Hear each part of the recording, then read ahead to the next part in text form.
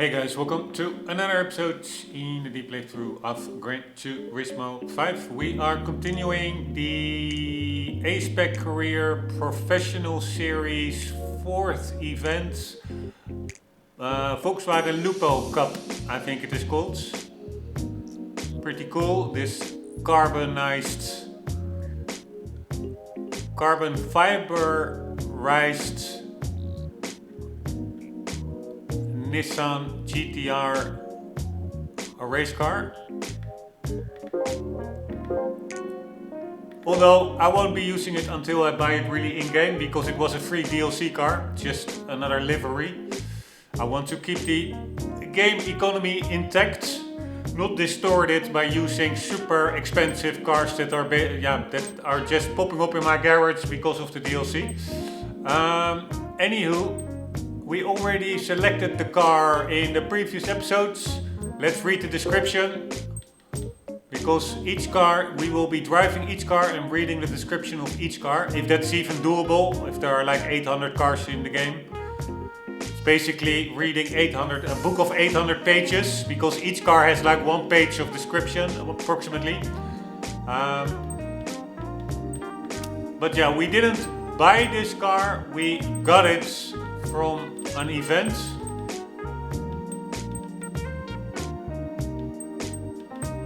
Here it is. Alright, we have a 1.6 liter engine, 130 horsepower. As part of the lineup of Volkswagen's award-winning compact or mini car, the Lupo that made its debut in 2001, the GTI was added to the line to cater to performance-oriented drivers of the segment. Powering the car was a 1.6 liter double overhead cam inline 4 that produced 123 horsepower at 6500 RPM and 15.5 kilograms of torque at 3000 RPM. It came with a sporty 6-speed manual gearbox.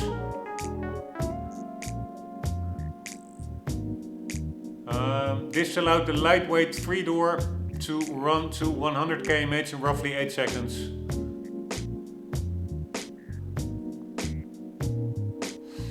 Making it quicker than many cars costing thousands more. But as quick as it was in a straight line, the car's specialty was handling. The body was rigid and the suspension system, McPherson struts up front and trailing arm at the rear, featured custom shocks and springs that gave the Lupo excellent balance through corners with less body roll than the base car.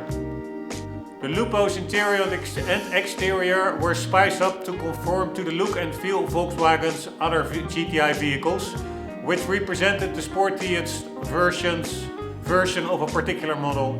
The Lupo GTI featured new bumpers and a dual exhaust system that gave it instant notoriety. The Lupo GTI proved so popular that it spawned numerous one-make races, including the GTI Cup. It was a true hot hatch and the official successor to Europe's original hot hatch, the Golf Mark I. I don't understand that. The successor to the original Golf Mark I is the Volkswagen Golf GTI, right? It's not the Lupo GTI.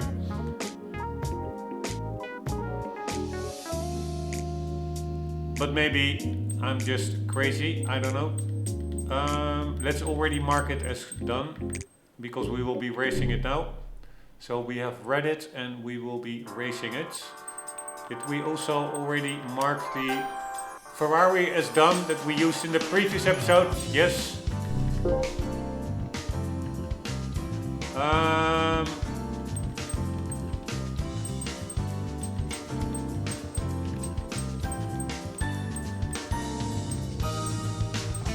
Sorry, I just wanted to hit all the boxes for some weird reason. Professional Series, 4th event, Lupo Cup. A heated battle in the Nürburgring Nordschleife for owners of Volkswagen's Lupo compact car. Use skillful technique to get ahead in this special race for the Volkswagen Lupo. Alright, it's a full lap of the Nürburgring, pretty funny. Should be doable, I guess. I mean, it's a pretty even playing field. Everybody is driving the same car, or more or less the same, maybe a different model year, but no huge differences.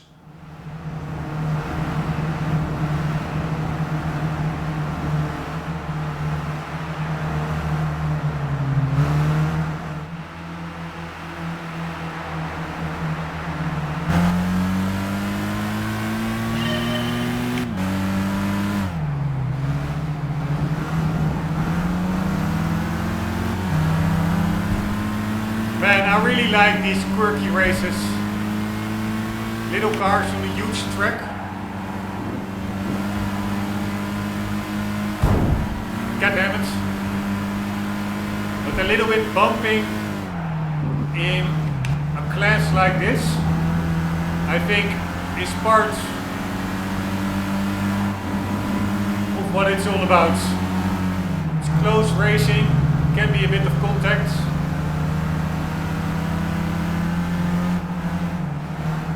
Car handles really easily, pretty funny or refreshing after the SLS AMG that we drove recently here. Much easier, way more time to react to everything.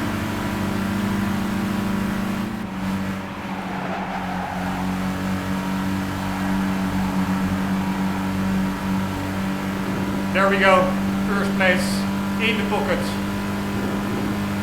Right, this is more of like a relaxing ride, just enjoying the scenery. It's not a hard race. We're not going particularly fast.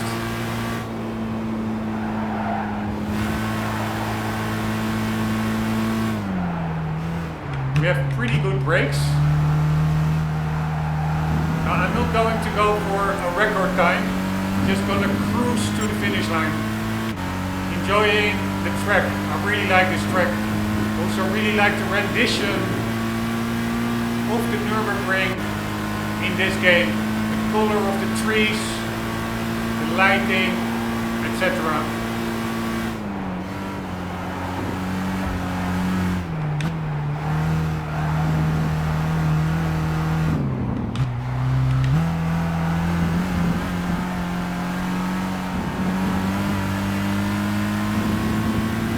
This is really easy, fun to drive, very easy, very predictable.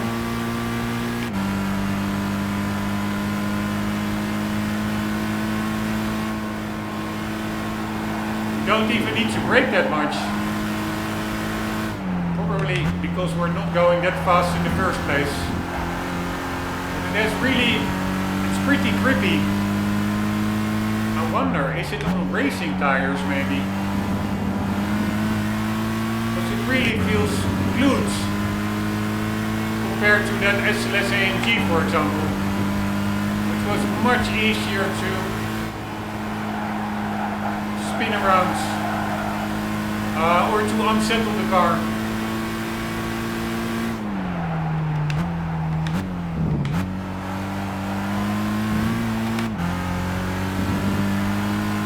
This is like really refreshing how easy this is to drive.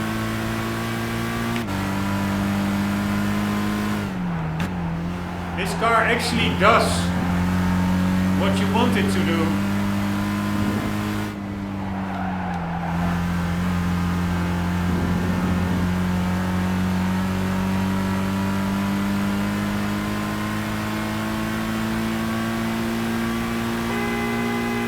It does have a horn. I was not expecting that.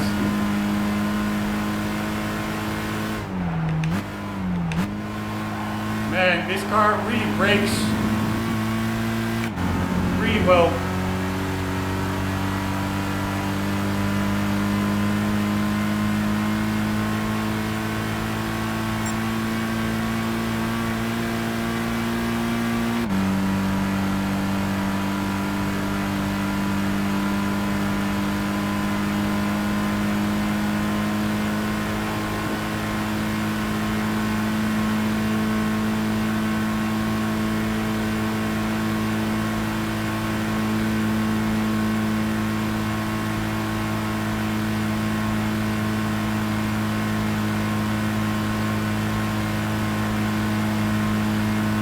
Alright, no lift off or anything, just full throttle through these corners.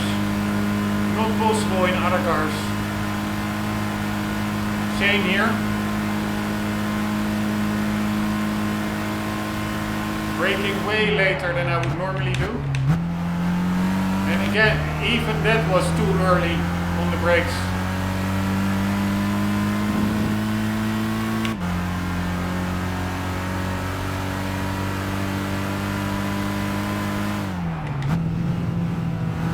Man, this car really is grippy.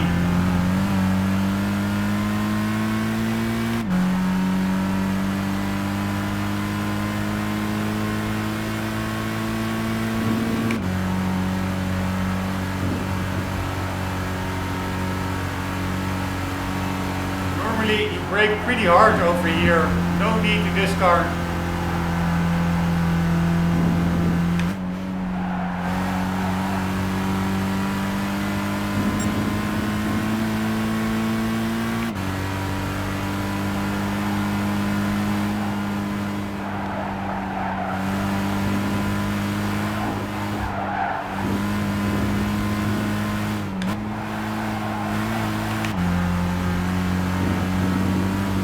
I even over-braked over there.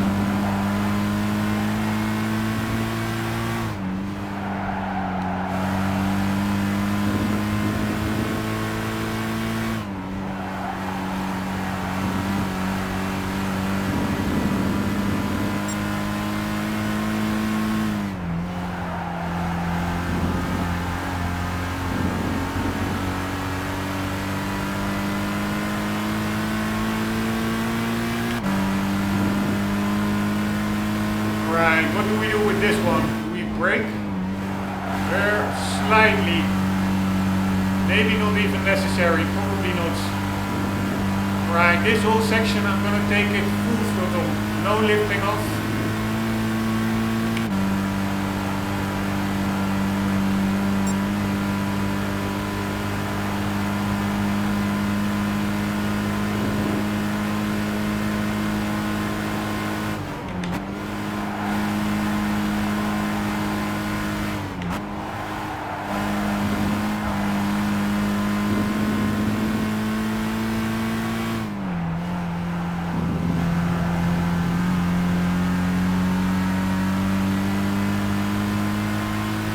Right, over here I'm only gonna lift off.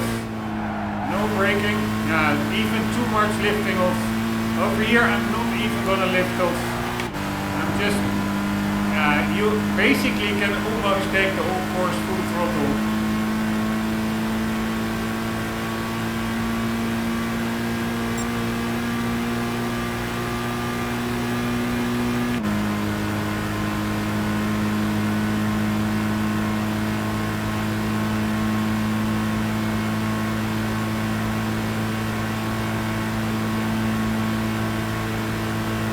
Wonder how fast we're going.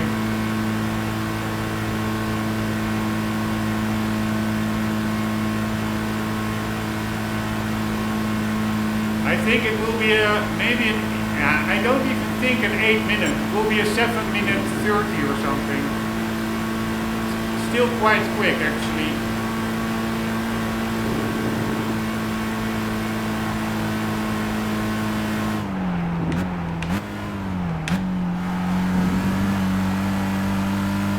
Because it's just so grippy, or the car is just way slower than I think it is, and that's why it feels so grippy. No, it's an 848, that's pretty slow. Anyways, it was pretty fun. Let's see, were that racing tires? Yes. Alright, so that was the difference.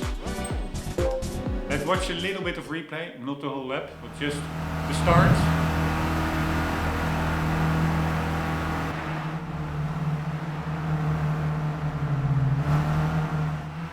Until we are in first place.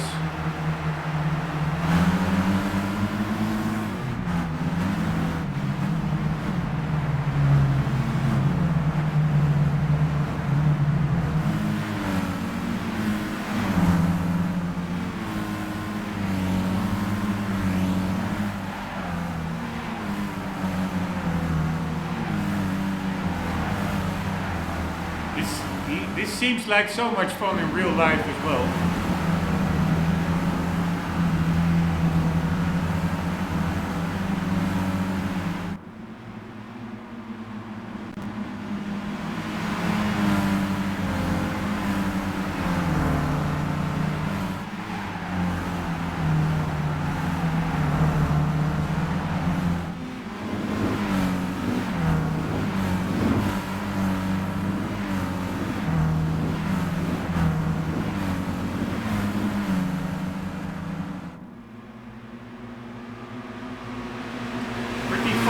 Some have like high beam on, others have low beam on, it seems.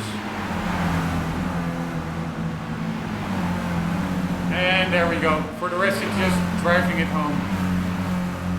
Again, such cool camera angles in these replays as well. It's amazing.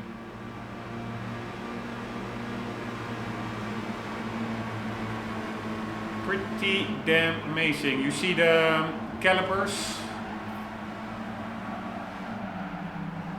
I honestly find even these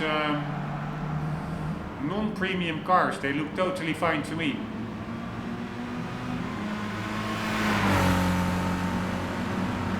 Still quite some detail.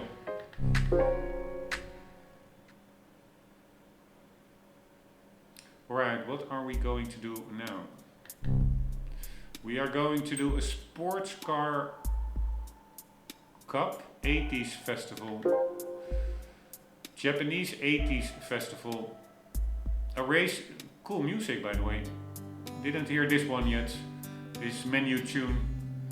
A race event exclusively for Japanese cars of the 1980s. Take to the track for 2 races in one of these unique classics, Autumn Ring, Deep Forest.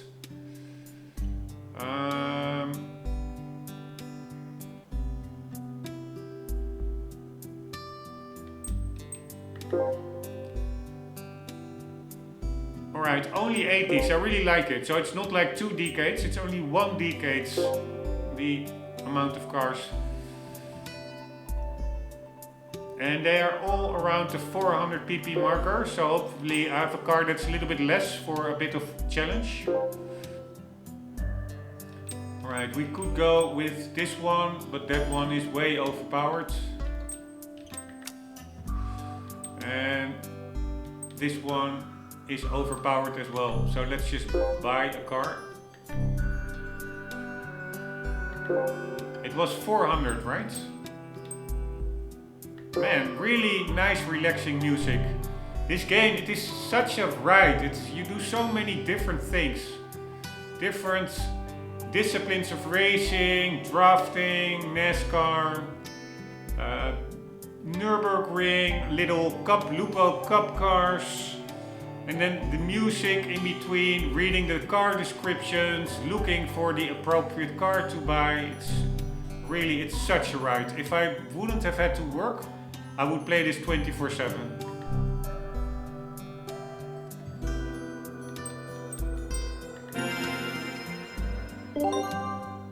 Alright, we won another Lupo. The regular road going model, I guess.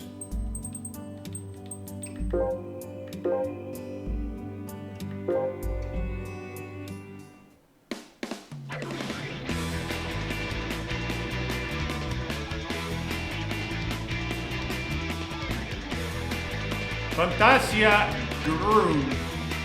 Fantasia Green.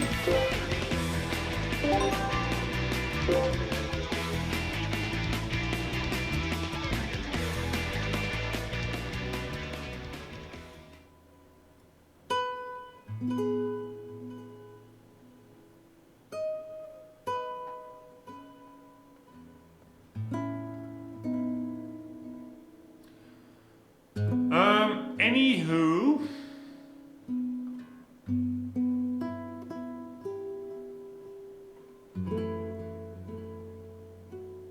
sorry, I was a little bit absent-minded, thinking about I have like a car still in a garage in my home country. I'm in another country for work. I really should do something with that car instead of letting it only stand in a garage. Either sell it or do something with it. Anywho, we are going to look for a 80s Japanese car.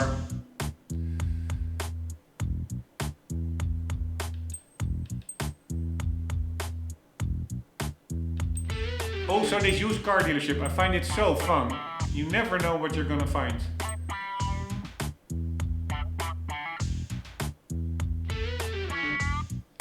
Piazza XE, what the hell is that? An Isuzu. Ah, this could be an option, but probably at 341. It would be pretty funny to just take a car that is totally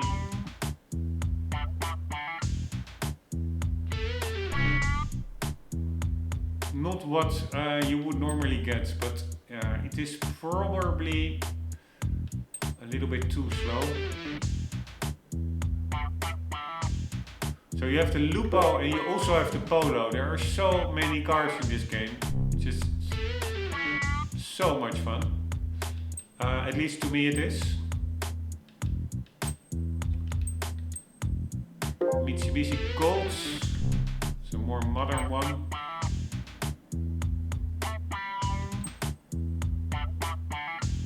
Celica SS. Pretty cool car. Not my favorite, I like the older Celicas more. Alright, so there's basically only that Piazza Isuzu and this Mugen, which we already have, which is too overpowered.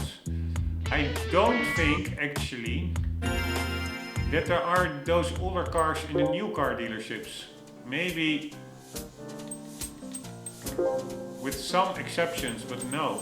I think these are mostly modern cars, or more modern.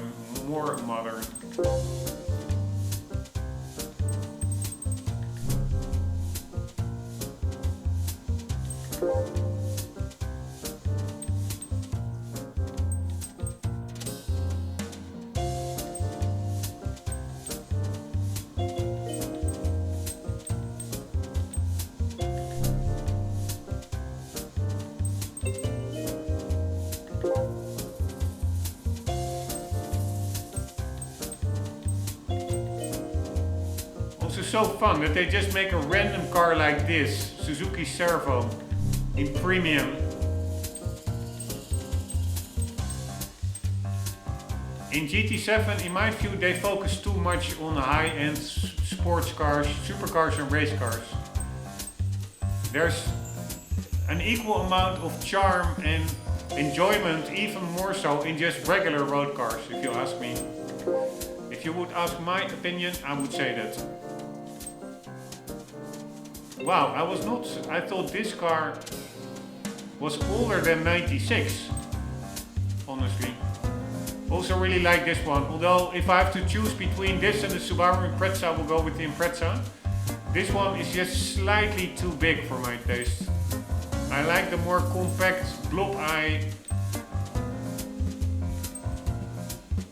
Impreza. This one is also pretty damn cool. Again, I would have thought this one was an early 90s car. It's 1999. By the way, look at the wheels. They're really pretty high resolution. The calipers with the branding on it. With the venting.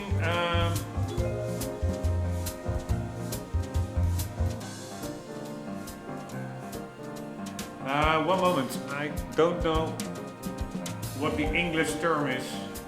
Give me 1 sec.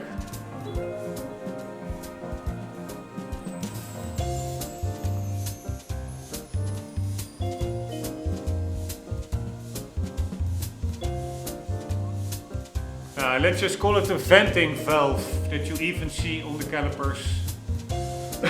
So much nice detail. Cool wheels as well for this car, I find. Actually also pretty cool livery with that very thin, I thought it was white, blue and grey, but it's white, black, grey. But still very subtle, pretty cool livery.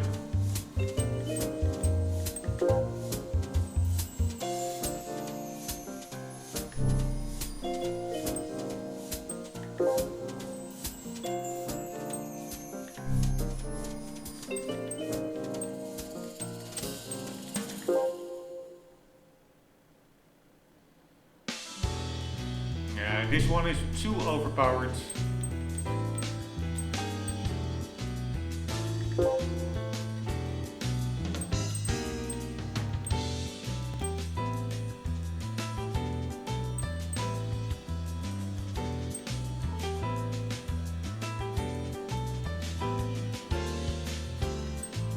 Really don't like the modern Imprezas. This one neither. I really am. The blob eye is the one for me. Although this one I'm still undecided about this one's front. The rest is basically the same as the blob eye.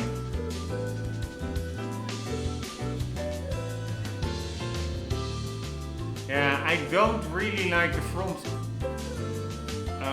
design. The rear is basically the same as the blob eye. I also don't find the rear fits the front. The rear really fits the blob eye headlight units of the previous generation blob eye. And here you have those big rounded tail lights compared to a very mean looking business-like, pretty boring maybe headlight units. I find it they don't mesh together well, the rear and the front of the car. Here, this just looks like a luxury business sedan headlights, if you ask me. Although it's probably still a cool car, but yeah. Blob eye is my favorite.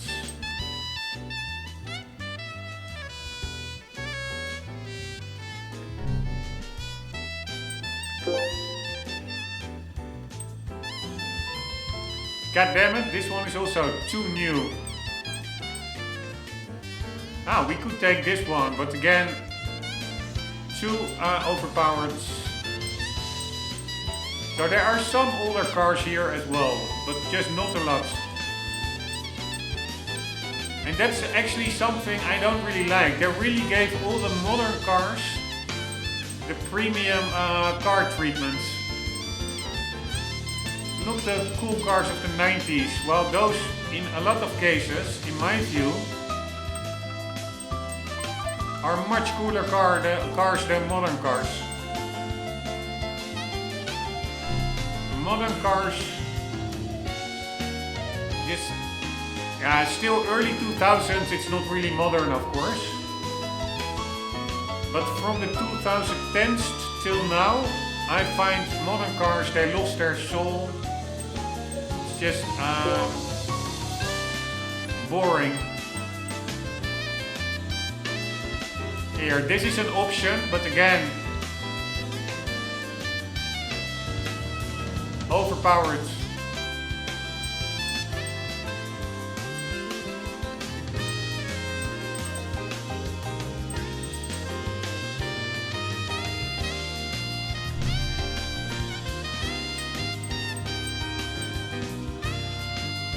Alright, if it are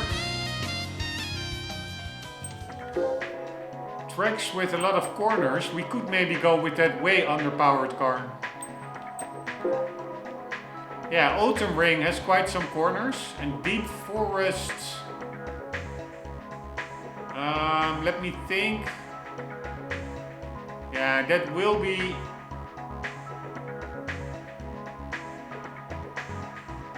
a very tricky one.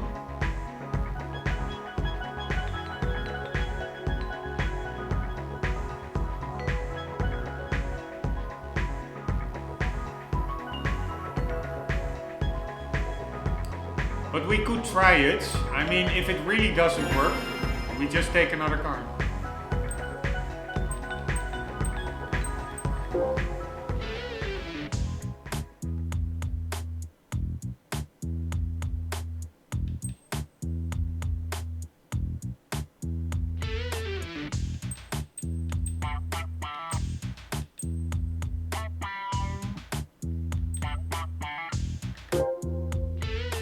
It is pretty funny driving this car. Let's just do it. Alright, and read the description. Just because it says Isuzu on the badge doesn't mean the Piazza XE drives like a truck. In fact, it's sportier than most cars, especially when you consider that this 3-door, introduced in 1981, was designed by Giugiaro, the famed Italian car designer who founded Ital Design. Ita Design? I think it's Ital Design. The Piazza XE wasn't a large... let's double check that, but I'm pretty sure that it is... So it is Giugiaro, and then we do Ita Design, and I'm pretty sure that the only thing we will get back is Ital Design.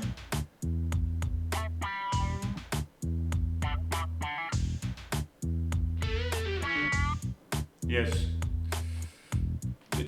they forgot the L. The Piazza XE wasn't a large car with an overall length, width and height of 4310, 1655 and 1300 millimeters respectively. The first generation Piazza had a 120 horsepower 2-liter single overhead cam inline 4 under its hood. In 1984 a turbocharged power plant was added to the mix, whose 178 horsepower made this little runabout a force to be reckoned with on the roads. To make itself competent on the twisty stuff, Isuzu added the Irmscher spec, named after the noted Opel tuner, in 1985 and the handling by Lotus version in 1988. While the Irmscher spec dramatically improved the Piazza's handling balance, the Lotus tweaks took things to a new level. It transformed the car into a corner-consuming sports machine, whose handling, stability and ride quality were comparable to cars costing thousands more. The Piazza XE demanded attention and got it, while roaming the streets in style with its BBS aluminum wheels and exclusive badges. Alright, but we do not have the Lotus one nor the Irmscher one, right? We only have the 133 horsepower version. We have the base model back from 1981.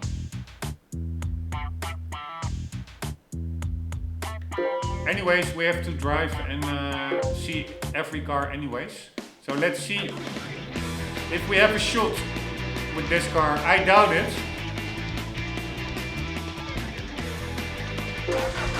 But you never know.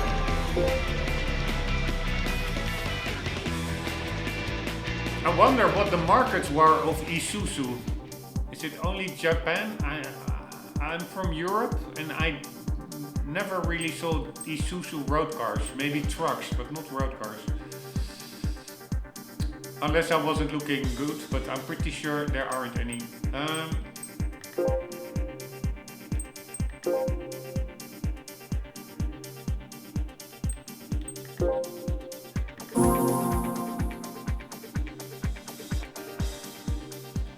That's Sprinter Terreno. That's the car that I would like. But it was not in the dealership.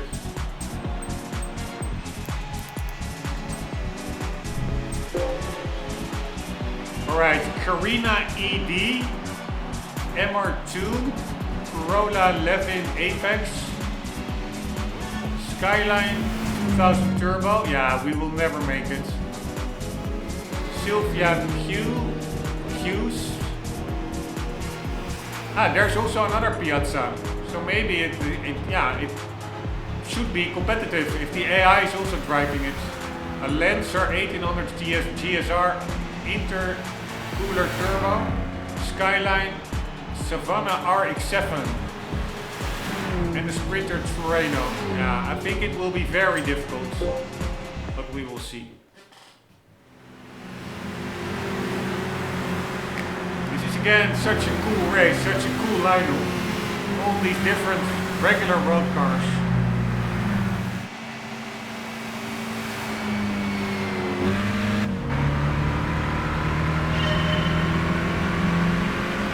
Yeah, fuck me, they're driving away. But again, if we are in a corner-rich track, we certainly have a chance. Normally.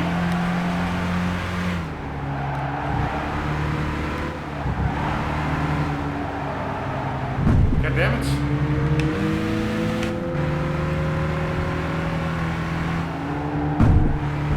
Alright, I'm really screwing it up. But man, these are cool cars. Old 80s. And honestly, the car performs way better than I would have thought. With only 130 horsepower or something. It's quite nimble. Although I screwed it up over there.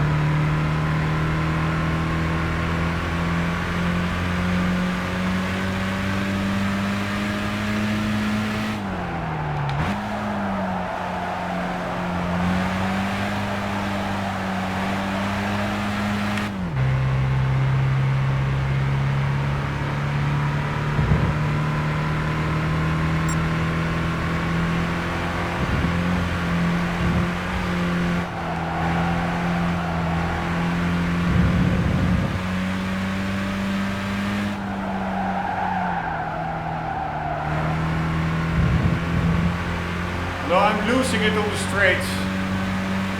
Pretty sure.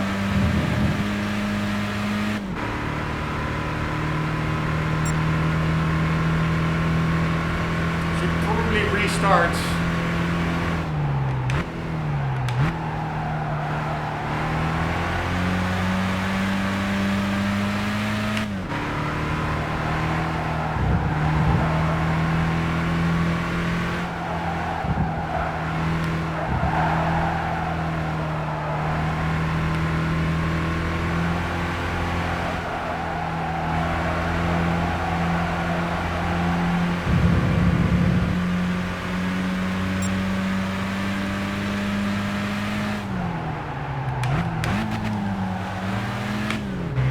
Overshot the corner, god damn it.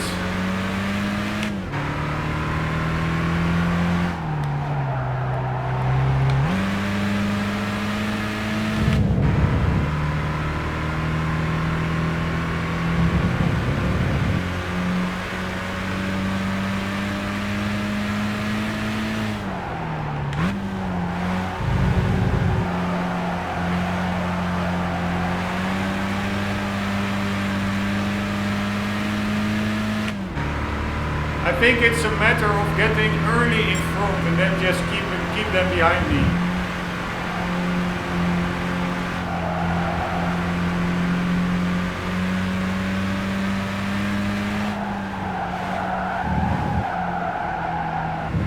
Yes, I'm screwing it up too much. I do think we can win this.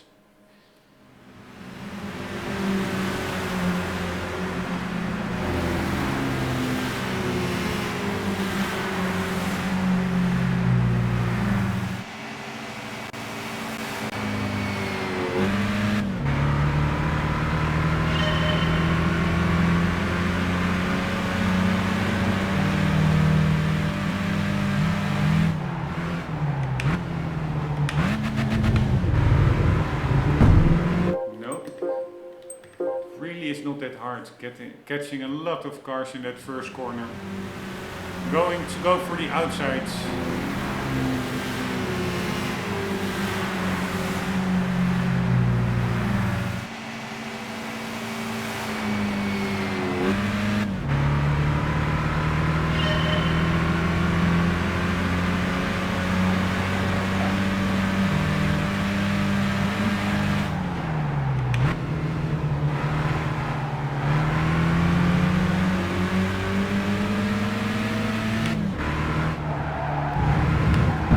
Sorry, my bad.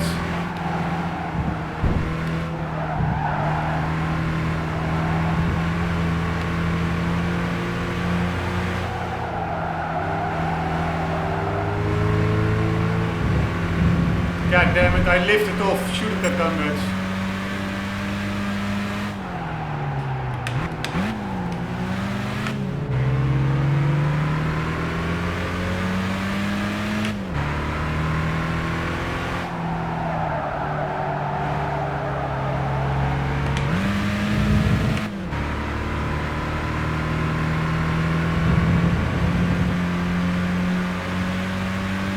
God damn it, we are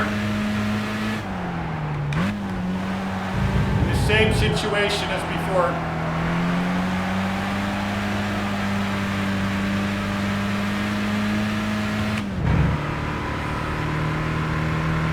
keeping up, but too far behind. Also, I'm not sure why I'm lifting off over there. Again, screwing up this one.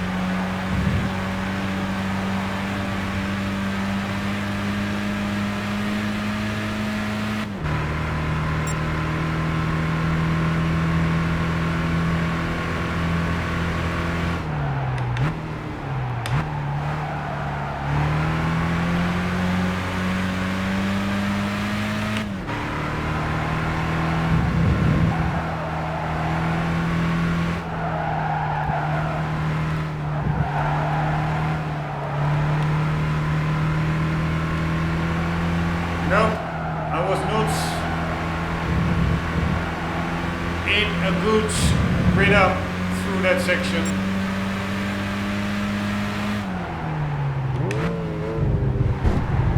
Sorry.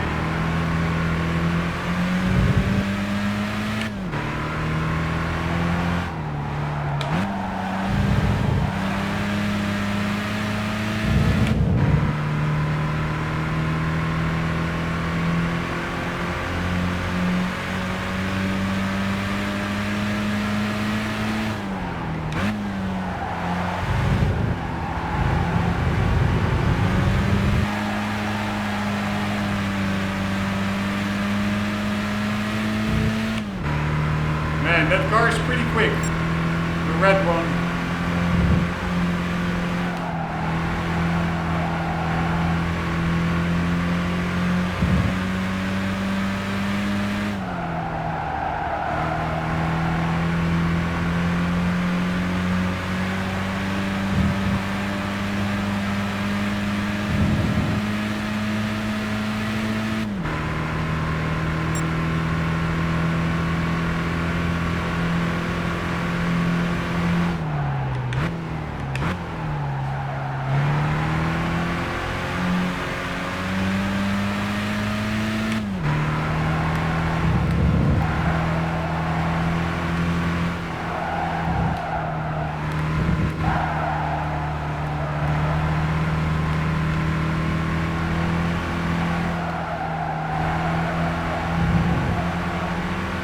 Right, can we outbrake him?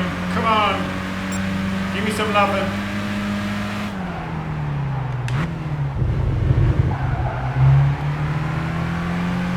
Nice. Almost felt like he was holding off a bit, but I don't care.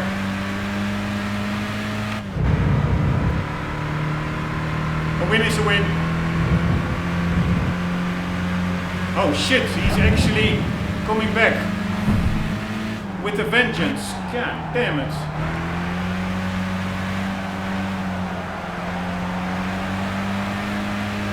Right, I actually like that. That means he's not giving it away for free.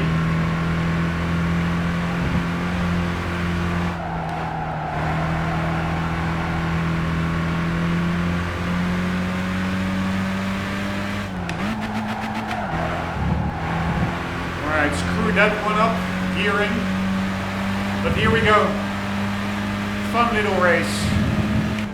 Like so many in this game, just a fun race. Oh shit. We have more laps to go.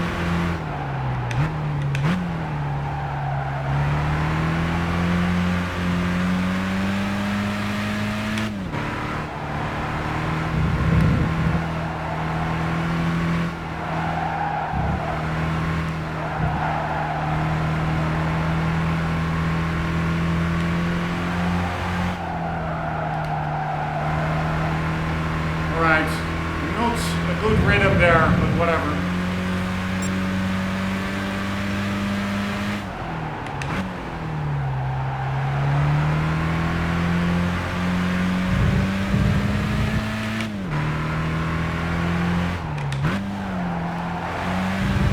Really was not expecting to win in this car, honestly.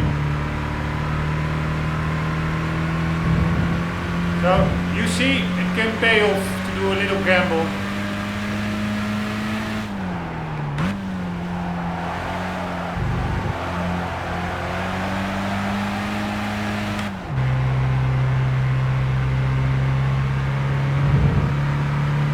Oh shit, he's catching up again.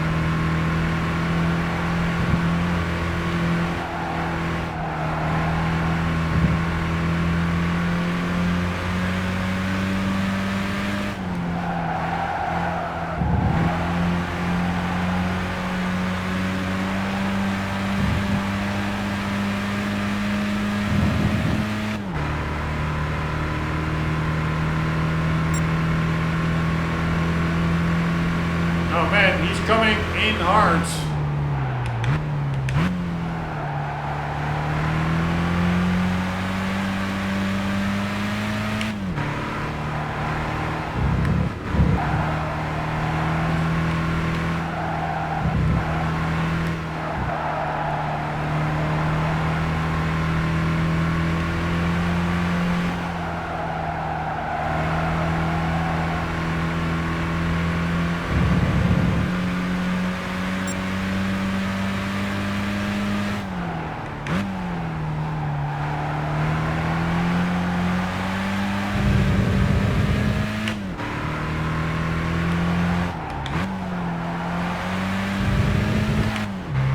Too much braking over there, unfortunately.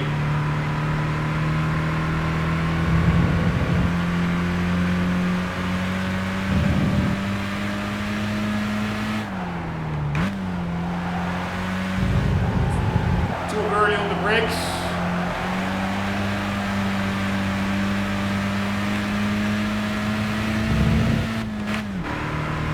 And again, he's in the rear view mirror. That's really the section where he really catches up.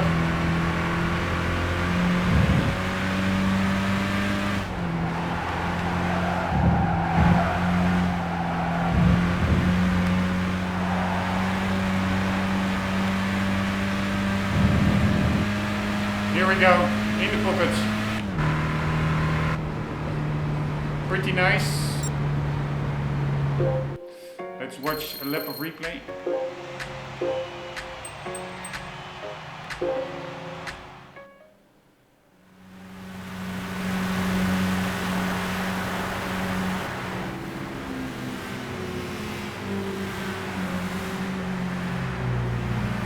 That little Honda Civic there as well, pretty cool. At least that white one, it's a Civic, right? I think.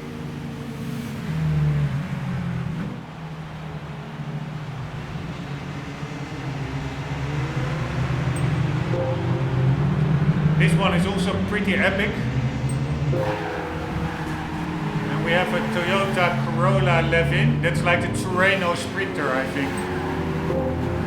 And we have a Toyota Carina, super regular car. We have a Honda Civic 1500. I've seen that car when I was young pretty often in my home country. We have an MR2 1600. Looks also way quicker than our car. But yeah, somehow we were able to keep up. Then we have a Nissan Silvia Qs. Not sure what Qs means. It's multiple Qs, plural. Then we have our own car, but then driven by a competitor. Mitsubishi Lancer, very old one, really 80s, blocky styling. Pretty damn cool as well. I wonder whether at that time they also had the Lancer really rally versions already. No idea. Skyline, very old one, hardtop 2000s. That car should also be much quicker than our car. Somehow it's not. Here is our car with a bit of superficial damage. Then the Mazda Savannah, which is just an RX-7.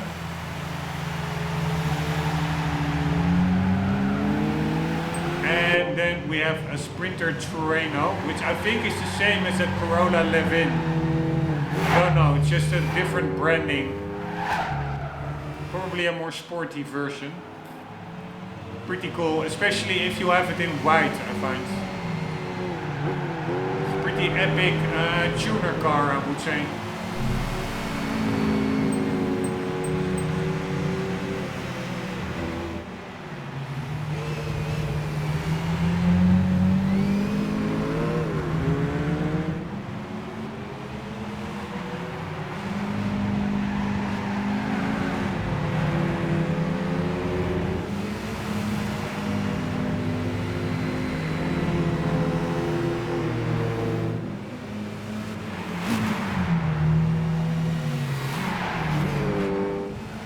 Alright, we're already in second place. Let's watch the replay until we are in first place.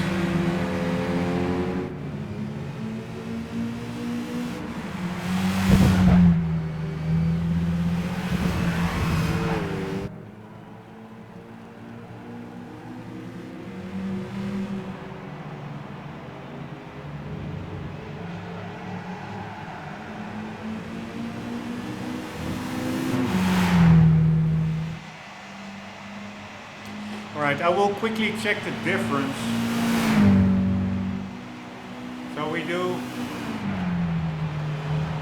Corolla Levin versus Sprinter Terreno. The Sprinter Terreno had a much more slanted front with retractable pop-up headlights, while the Corolla Levin had a much more leveled hood line with fixed rectangular headlights. New to the sporty coupes was a supercharged GTZ trim, which was the highest and fastest trim level of the AE92 at the time.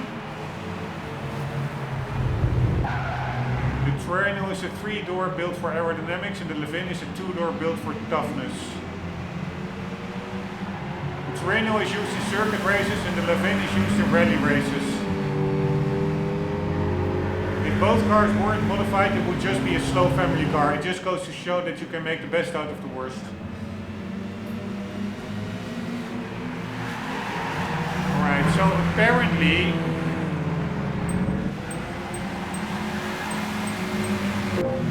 yeah, this one indeed, it doesn't have pop-up headlights and a less slanted front fascia. There's again one of those car sometimes there's one car with shadow glitching out.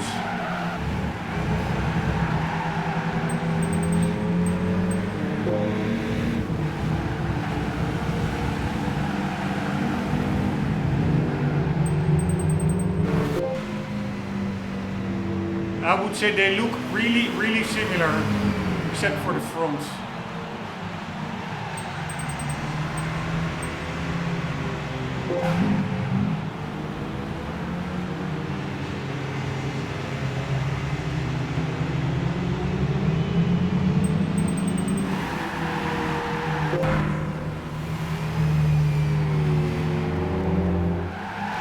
Slightly different tail light units.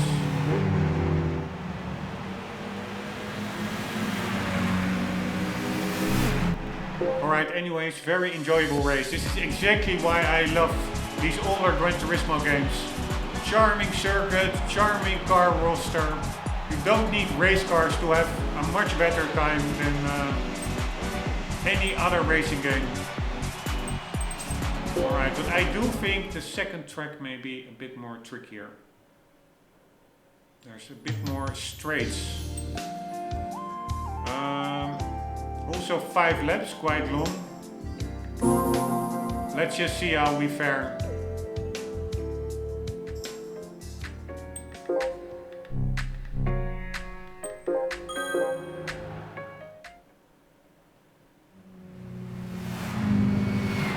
Oh wait, is this in reverse? Alright, that's new for me.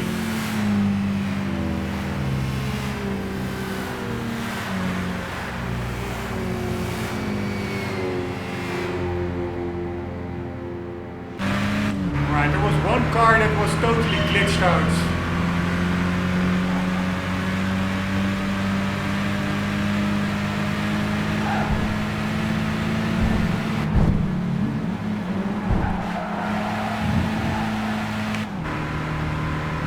Unfortunately, one car really, maybe the emulator just cannot handle 16 cars. It can handle like 15, but not 16. I don't know. But yeah, a very minor glitch once in a while, I really don't mind. For the rest, it runs incredibly well, this emulator, I find. It's not even the shadow that is glitched, it's the window. The last car. It's often the last car here. There, the shadow is also glitched.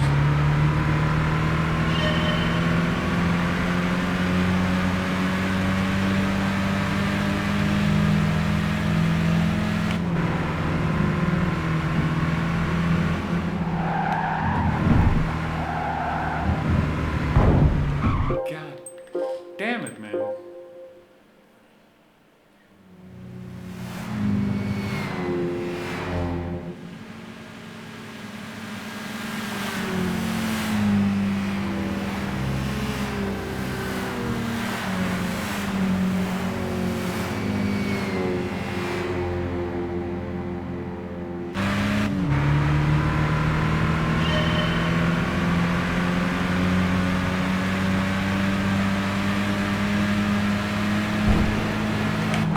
Alright, I'm using the other cars to give me a nice little bump. And I learned my lesson here. I will be taking the outsides. Oh no. Oh, there's another car glitching out. Not sure why they are glitching out.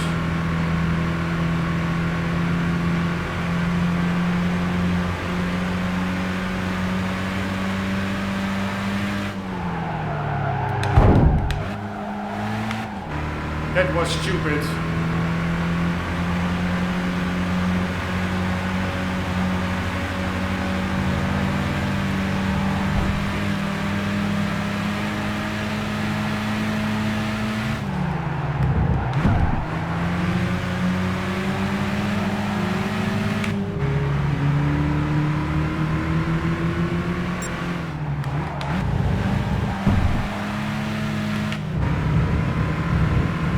I need to get in front, otherwise that car will just increase its lead, I'm sure.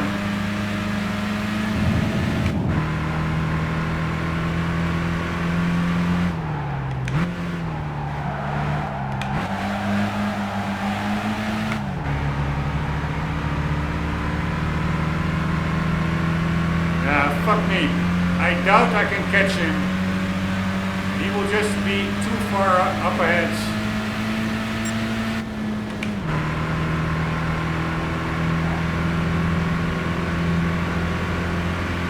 Ah, there was another Isuzu. Alright, I'm taking a little shortcut.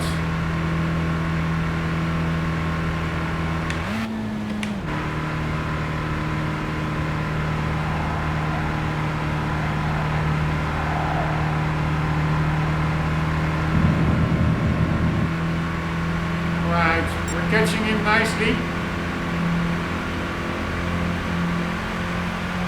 And I really remember this from way back.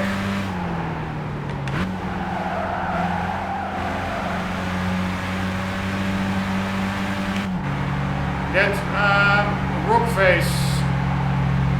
I actually remember it driving in this reverse layout. Maybe even better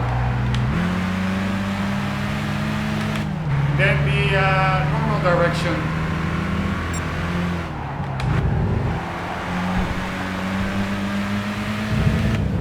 Oh shit, he's still behind me. Ah no, or I wanted to say besides me, but now he's behind. So we have 3 laps of keeping it that way to do. Alright, totally screwed up that corner. Pretty big chance he's going to go for the move. Doing everything in my power to keep them behind me, but not really doable.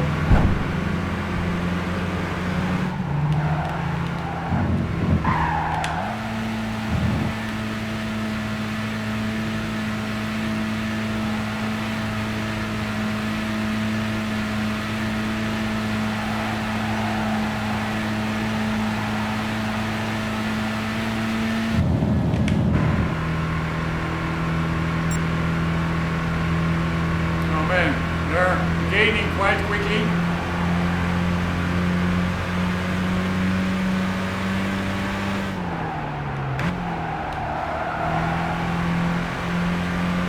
I'm over braking here.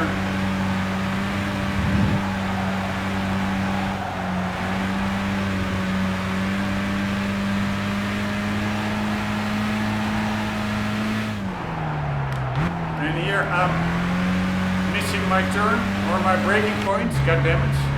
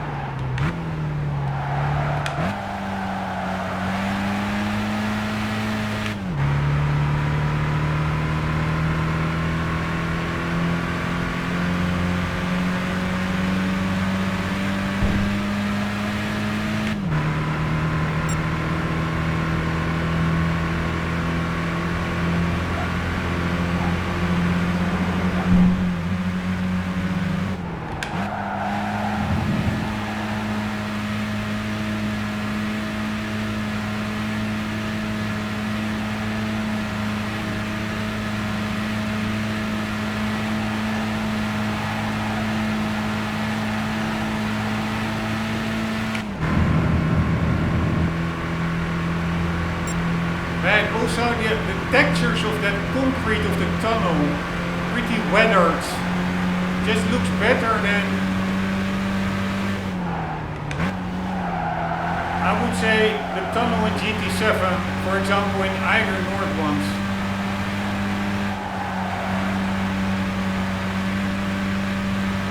Just the artistic design over here, this concrete wall here. I find it just better done.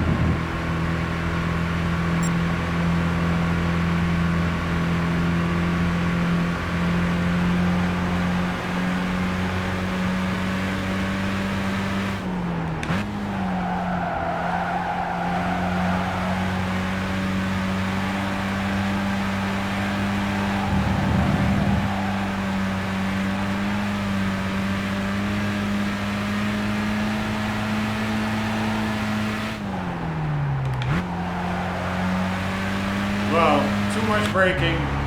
Stupid.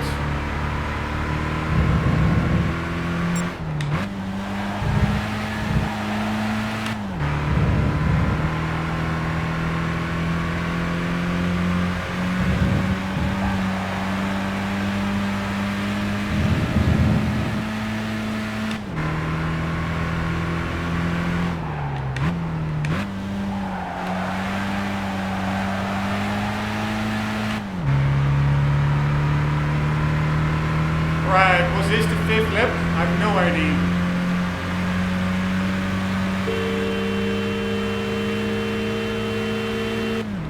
Yes, it was.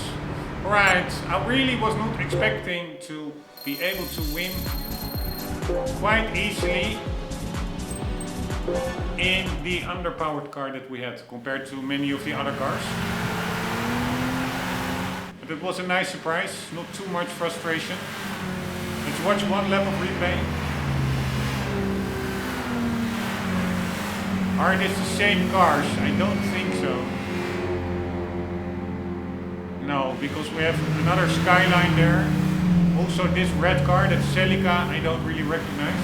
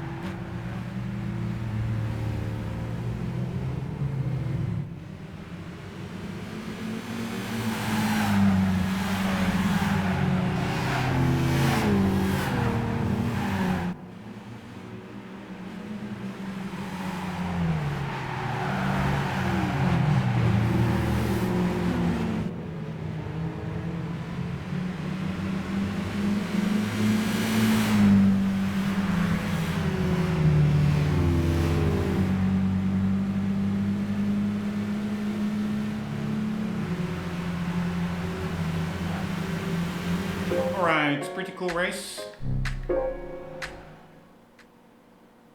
And another event in the pocket. Alright, we are going to look for a Lamborghini Exclusive.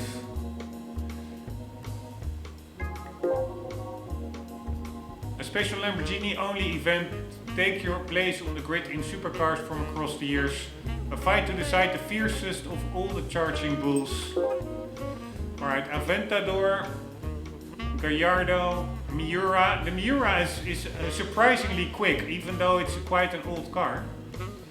I had some races in Rome where it really was pretty damn quick. Quicker than a 512 BB Ferrari, which I think is much newer than the 1967 Miura. Murcielago 640, LP 670 SV, Chrome Line, Countach, LP 400, Countach. Alright, I would like a Countach actually. Alright, what is the PP? 5.500. So it's Countach, Murcielago, Miura, Gallardo.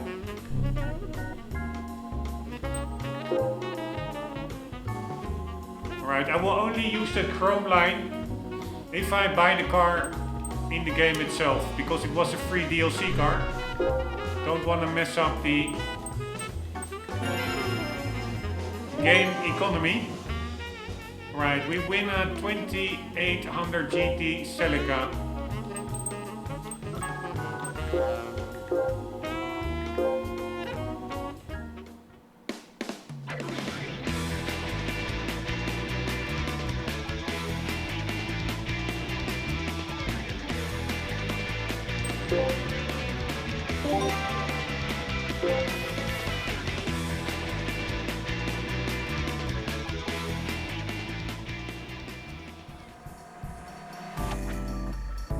Right,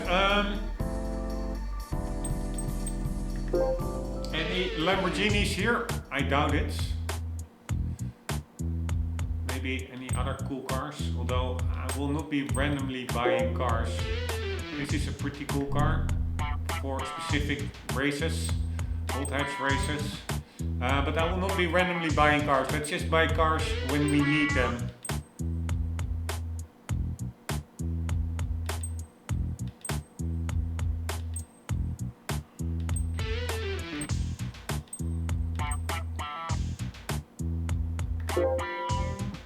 pretty cheap car, actually, only 57.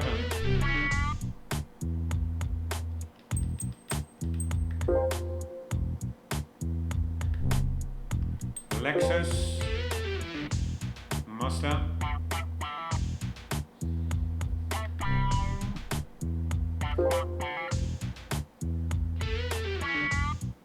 Almost 170 horsepower from a 2-liter engine is pretty good.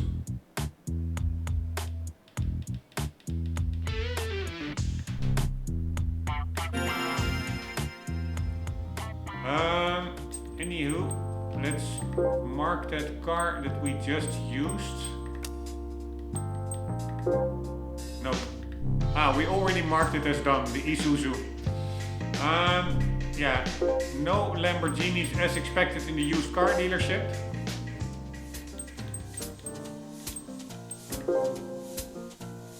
Which is a pity, because I want to drive the Countach. This one is too expensive.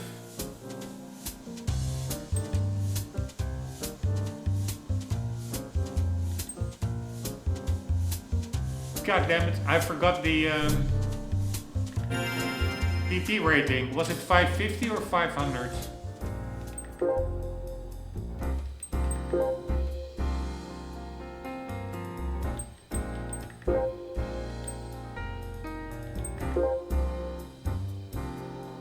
$550.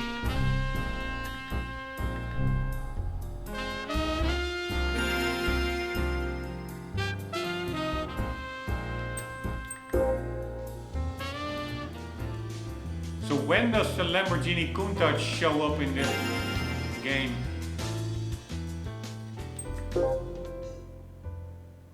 I've never seen it. It's a bit of a pity.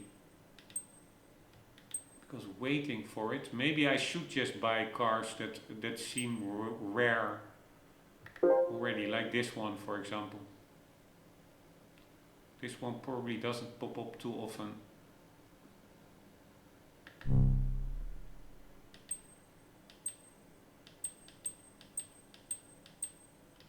Or this one. But yeah, then I'm stuck in my garage with all kinds of cars that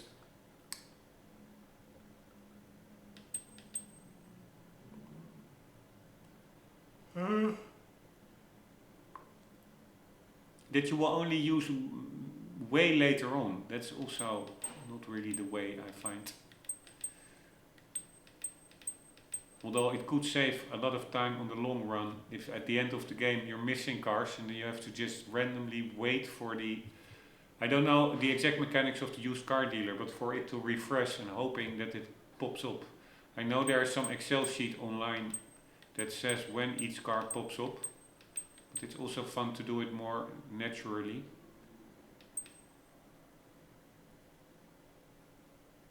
But yeah, I could basically start buying all these cars if I want to have each car in the game.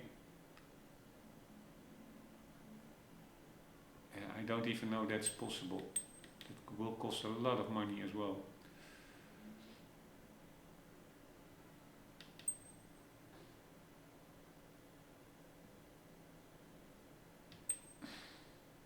I don't know what to do.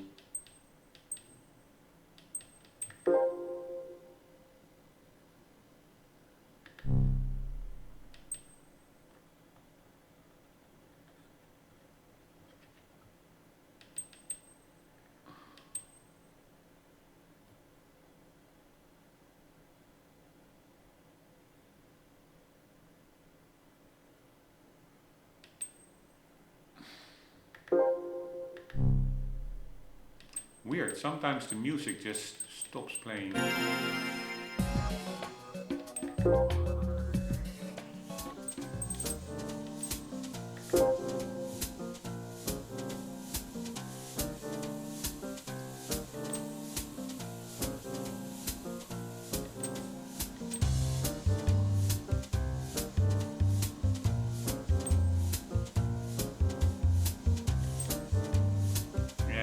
Basically the same PP, although this one is quite a bit more,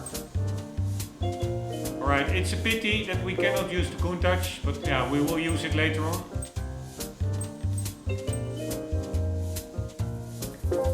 Let's just go with the Gallardo. Not really my type of car, but it is what it is.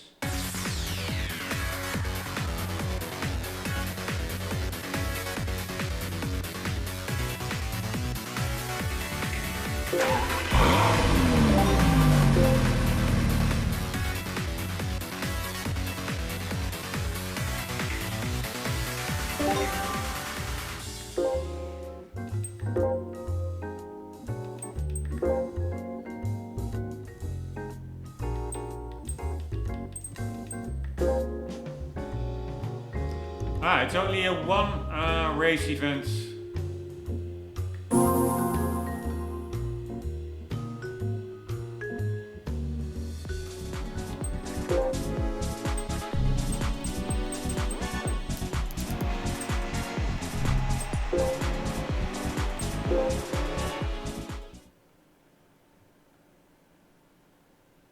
Here we go, no more kidding around.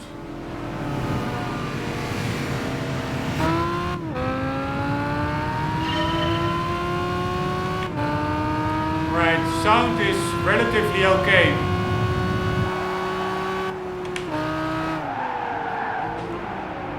Handling as well.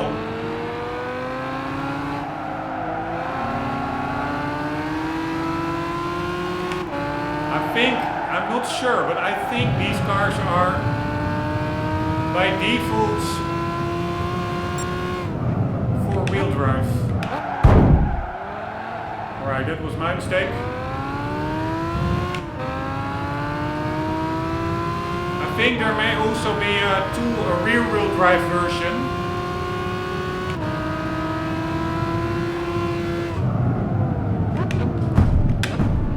Man, I'm forgetting that the braking points are, of course, totally different.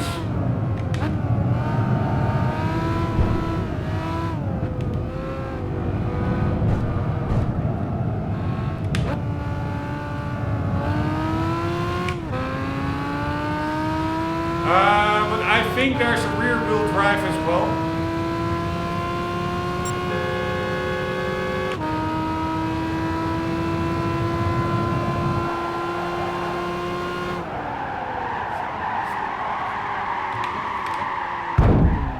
Alright, that was pretty stupid. Really have to get to grips with the braking points and the speed of the car. Actually, of all cars, they're all pretty quick. Even the old ones. Like, there's a Countach in my rear view mirror that's actually gaining.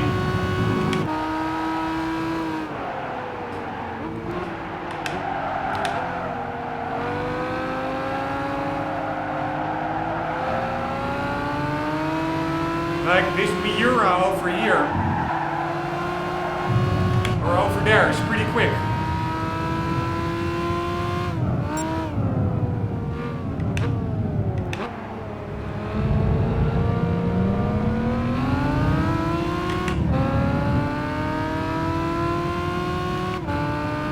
Don't know how many laps it was. Was it 3 laps?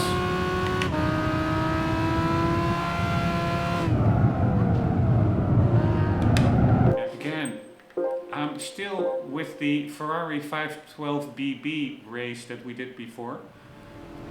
Its braking points are in my mind, but we have to brake much earlier in this car.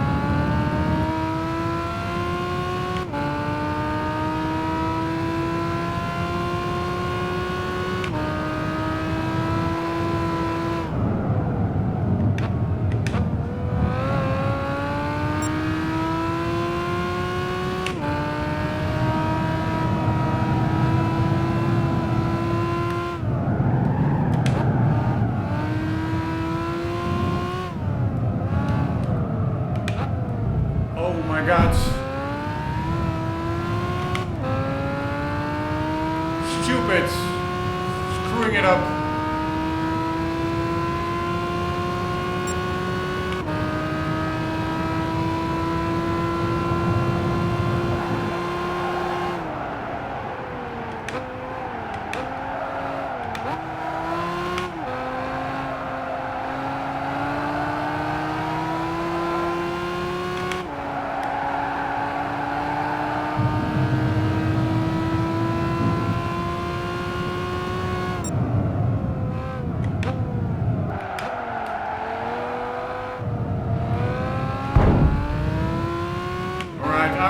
Screwing it up too much. This is a really messy run. Would like a clean run, clean win.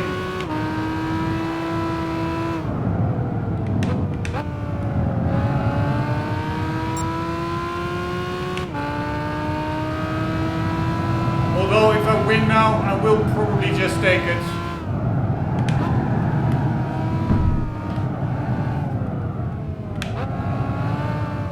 I will not win. I'm just screwing this last corner up way too much.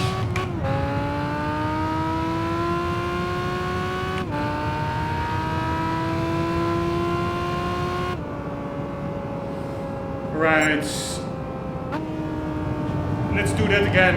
And now a bit more composed and clean. Here we go. No more kidding around. We can do this.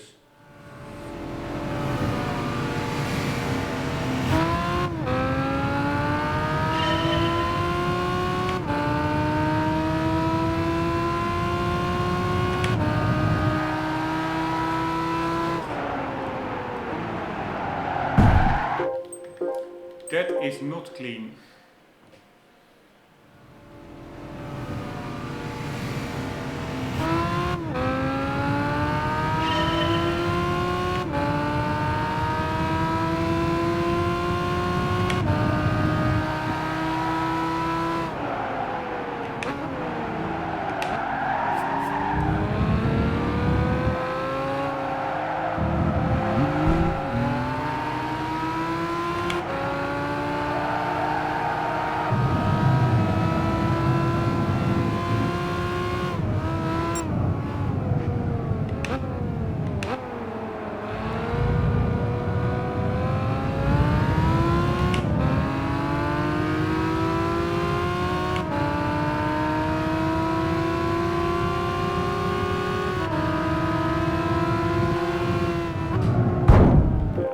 Fuck that shit. I don't want to bump into these cars. It's so annoying. I need to just, even if it will be slower, just back off a bit. It's too annoying.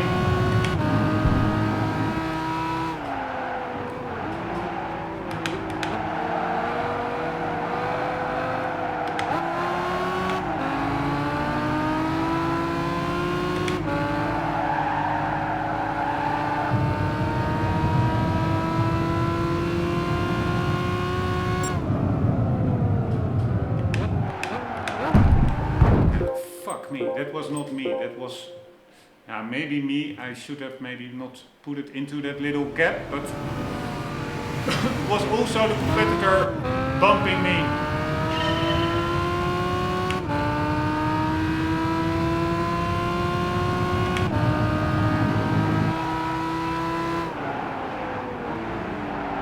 Oh my fucking god. How hard is it not to bump into other cars?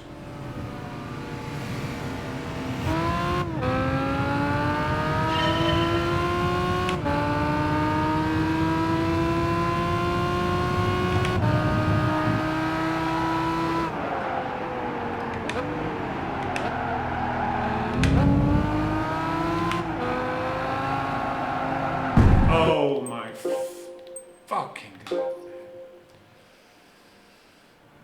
Oh my fucking god.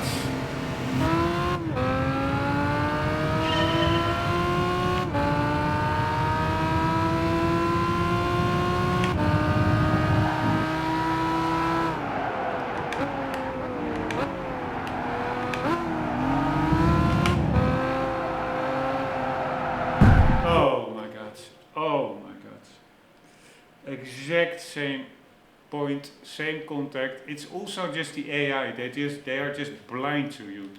But I don't like winning that way because this is a driving simulator. In real life, you also don't recover from a bump like that. So, god damn it.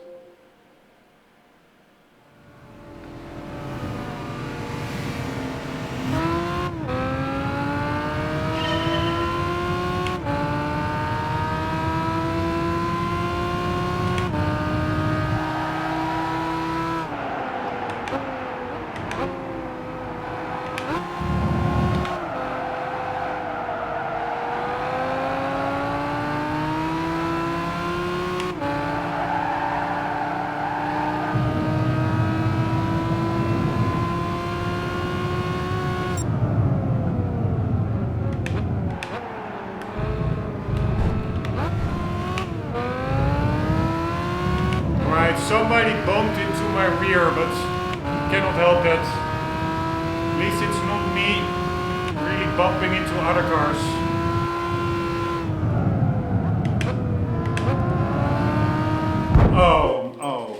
Alright, I need a break. I just want a clean run. That is the condition that I set for myself for this race.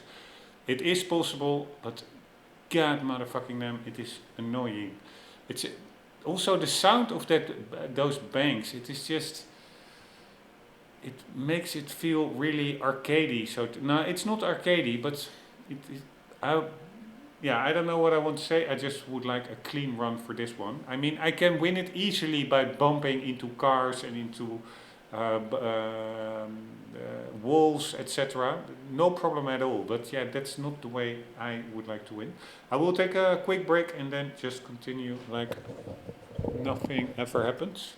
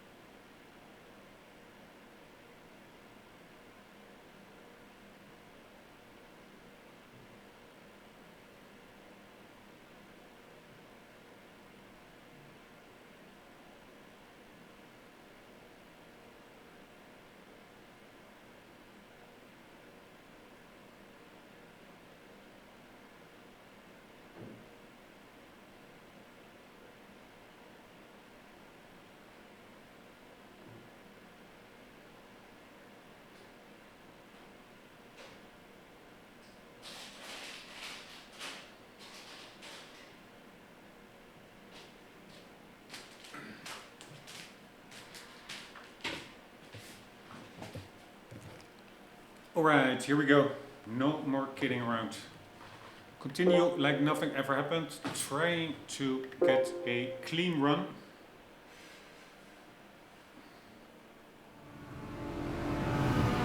Which should be possible. Come on.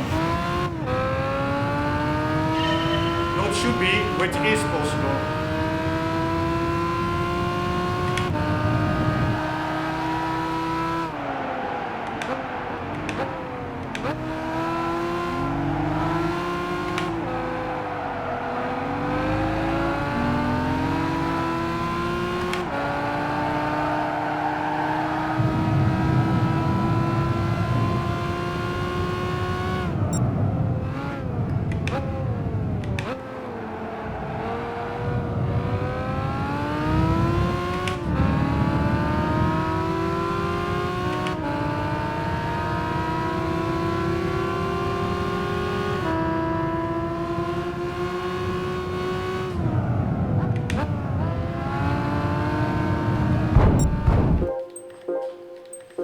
Oh my god.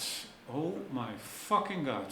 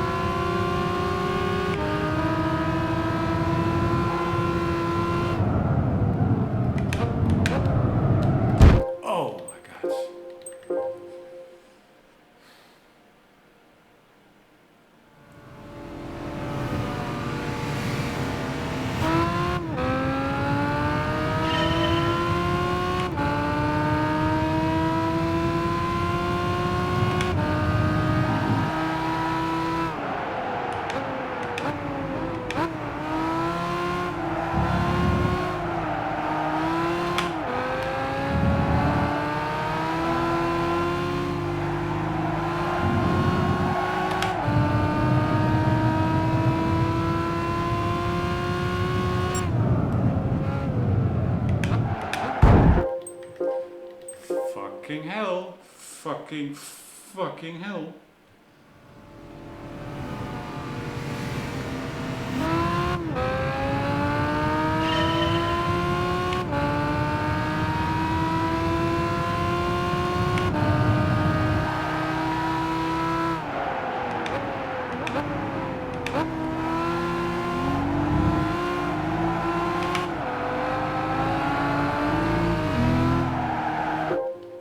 Fucking hell.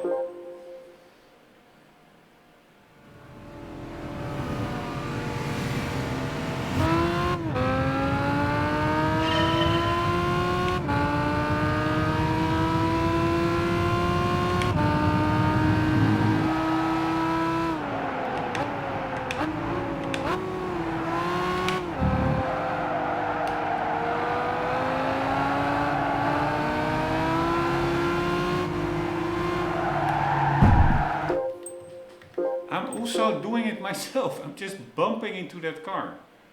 But the alternative is holding off and then you lose too much time. Because the first base car will only extend its leads. So it's really like a balance between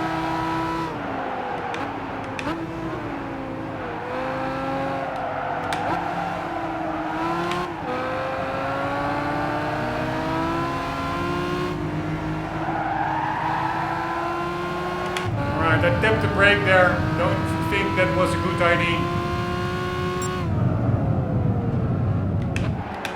Oh my god. Oh my fucking god. Wow.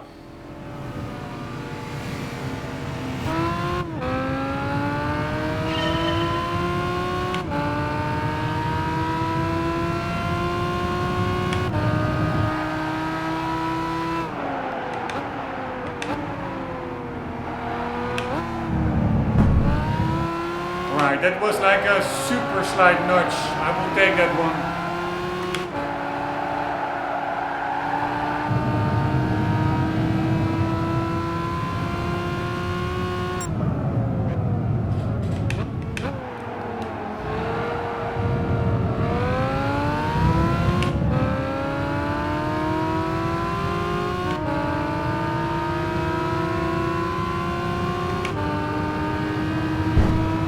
That was not my doing, that was the AI car bumping into me, so I will take that one as well.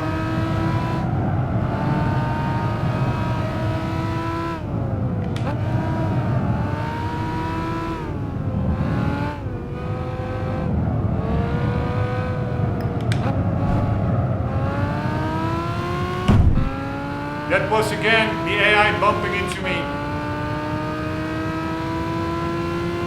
Be nice. Yeah, you know what? I want a race without any bumping. That is just possible. It should be possible.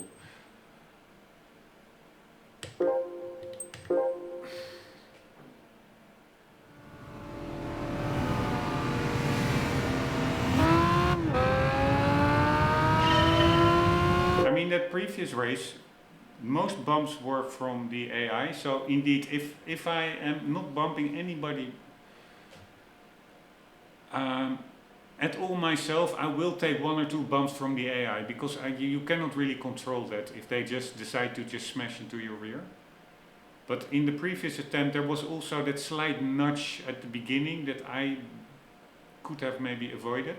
So it was too much messiness, a lot of minor little messy bumps also make up to just an overall messy race. So it was just a little bit too messy for me. I'm not saying that preferably I want to race without any contact. But yeah, if I'm getting bumped from behind, what can you do? So I will probably take that. But I really want to avoid any contact done by myself. So here we go.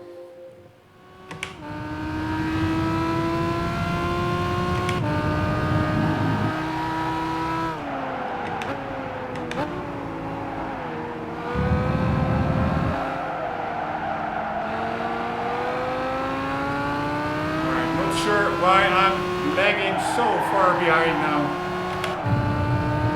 Crazy.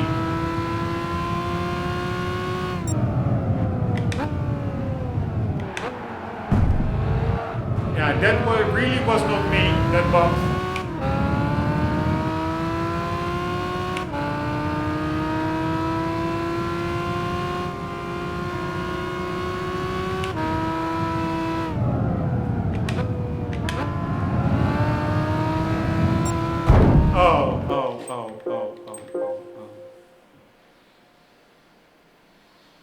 Oh my God.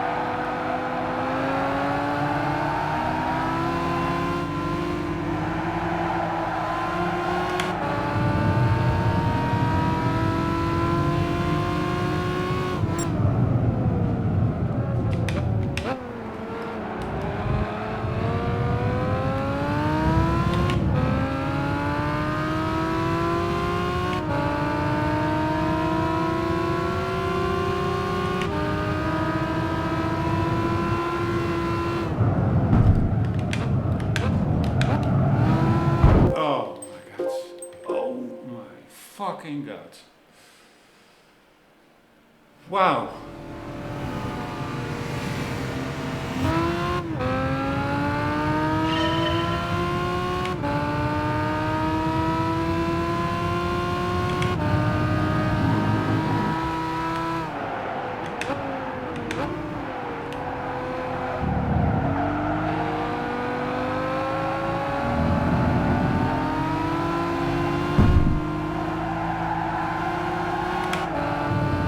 Again, that was a bump from the AI into me.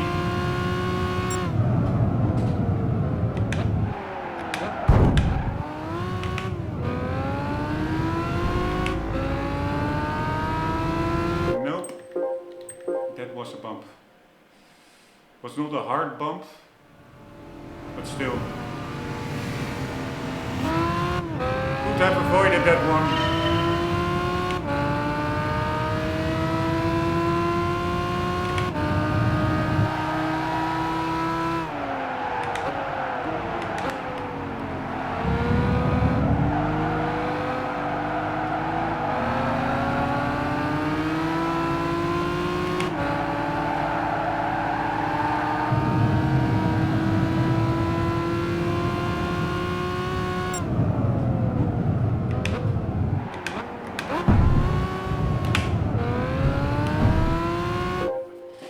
What to do? It is the AI also bumping into me. It is so hard getting through this pack unscathed. And once you're in the lead or in second, then it's a totally different matter. But it's getting through that pack. It's all about the first lap.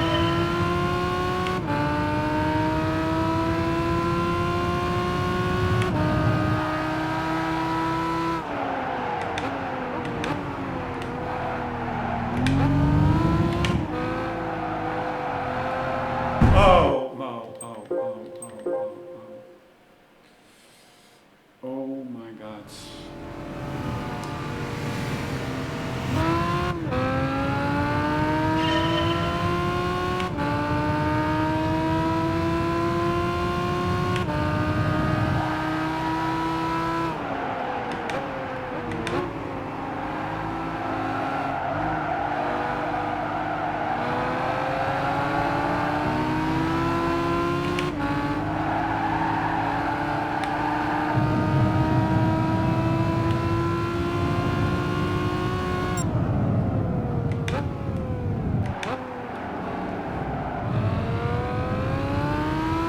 That's what I mean. No bump whatsoever.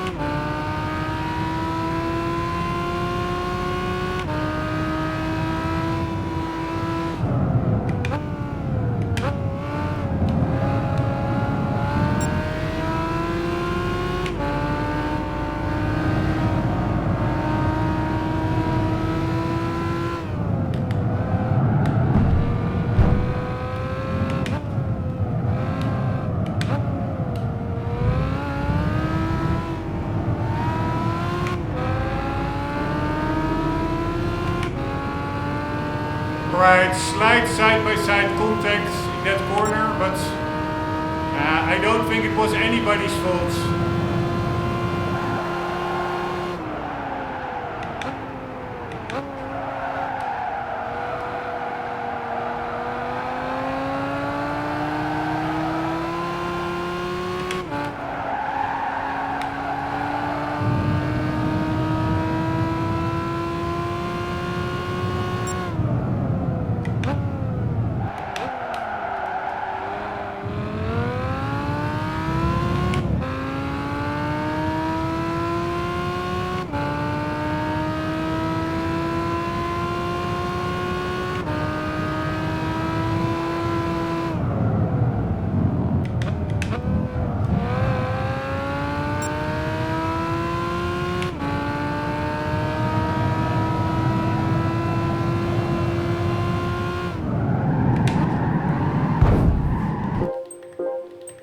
I wasn't happy with that side-by-side bump anyways.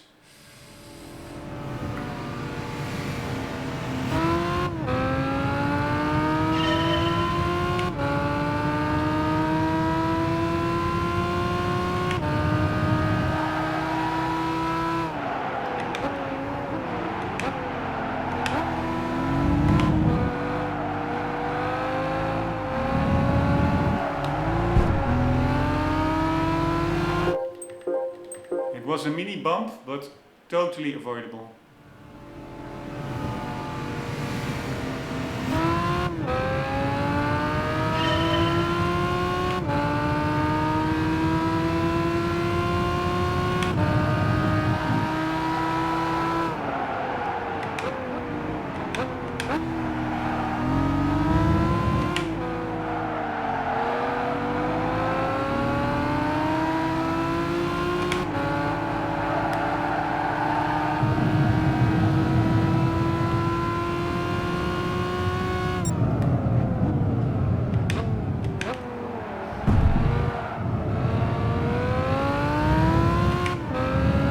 was a full-on bump from behind, could not avoid that. Also could not brake less or anything.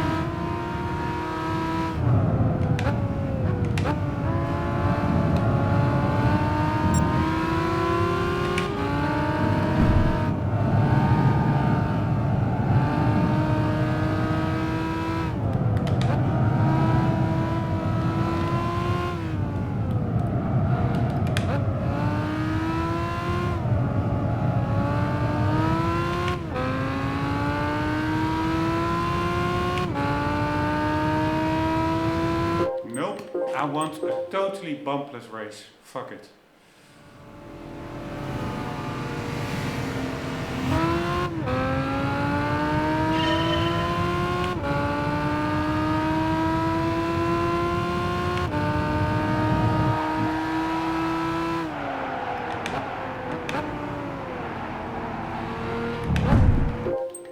Fucking hell, man.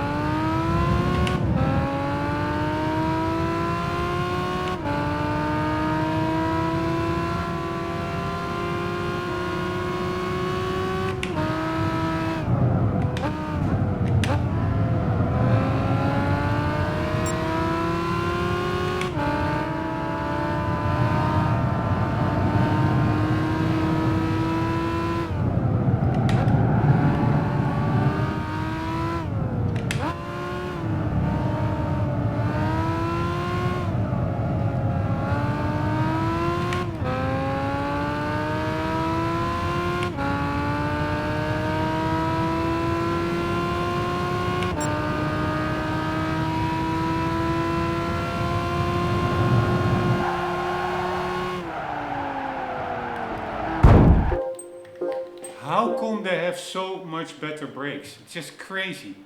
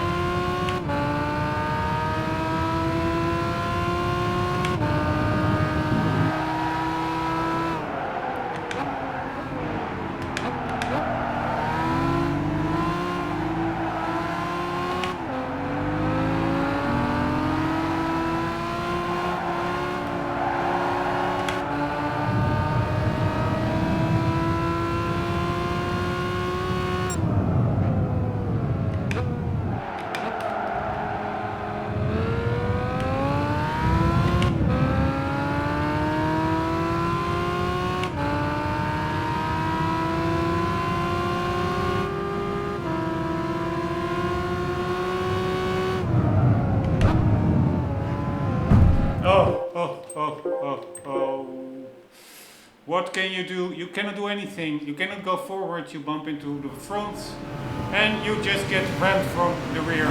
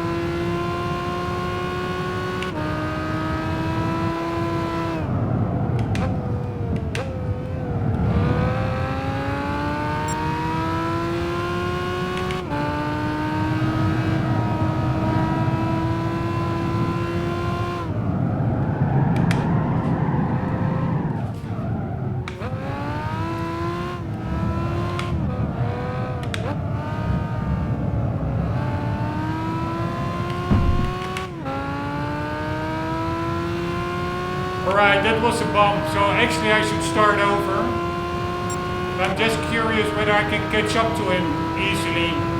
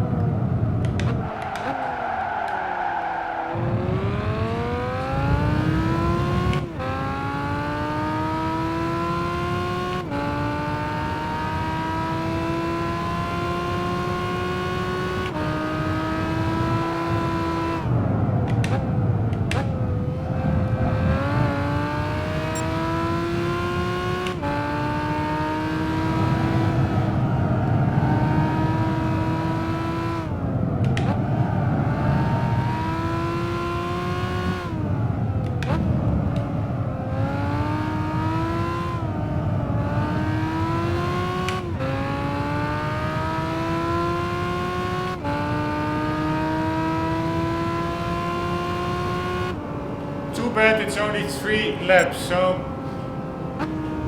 yeah, it is possible to do it without bumping if I don't screw up like I did.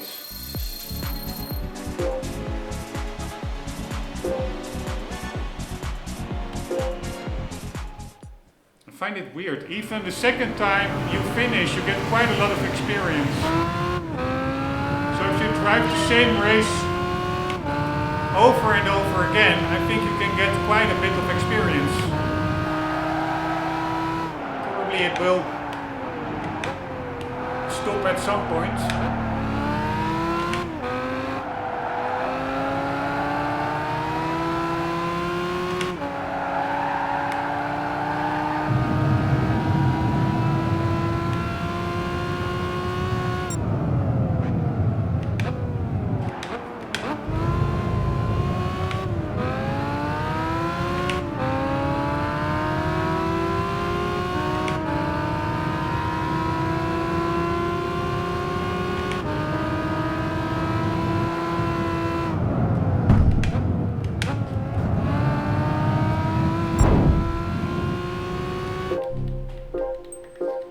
I know it doesn't matter, but this is the objective now, a clean race, so no bumping.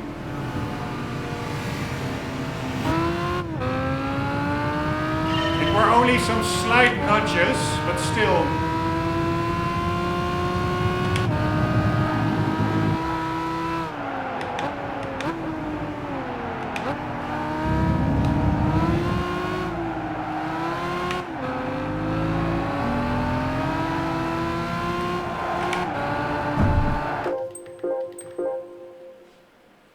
Oh my God.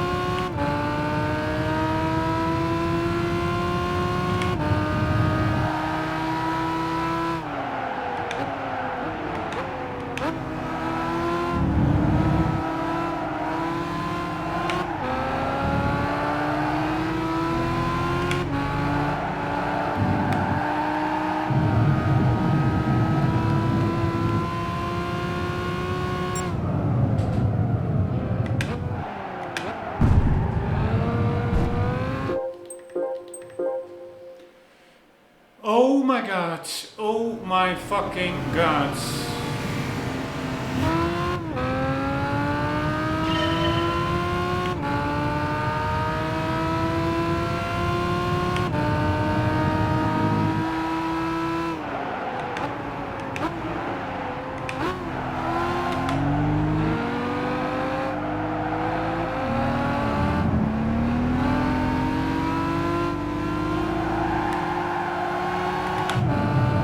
I'm not even sure what I'm doing now.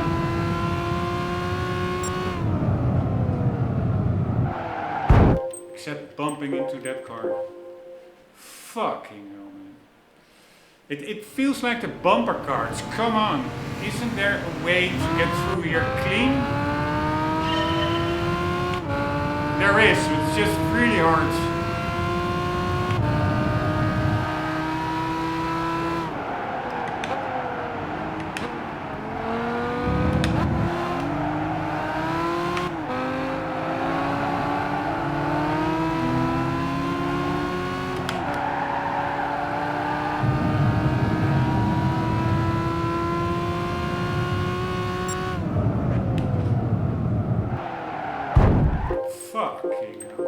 Fucking hell, man. Oh, this is frustrating. Just set an objective for yourself and pretty hard to do.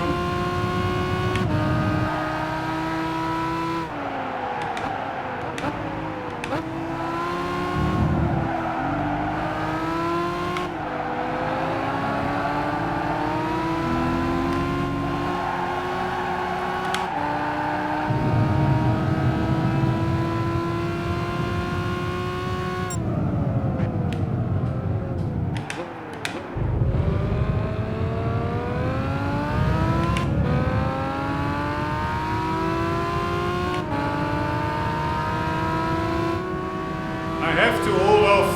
We cannot go side by side.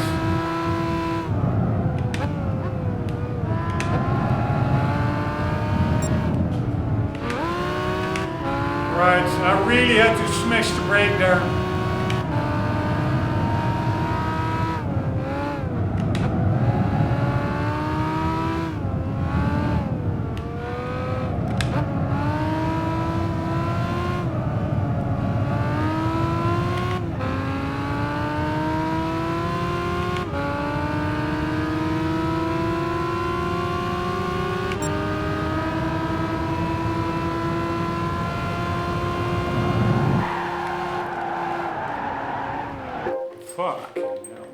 Fucking hell. Fucking Miura. Keeping up with Gallardos and Murcielagos.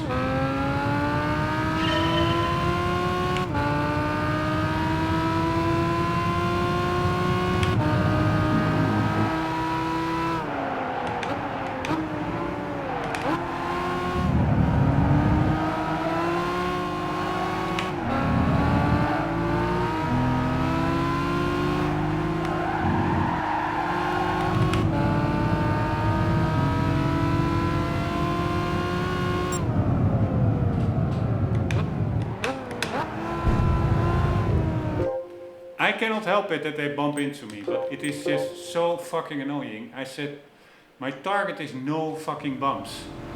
So it's also just RNG. I have it not under control.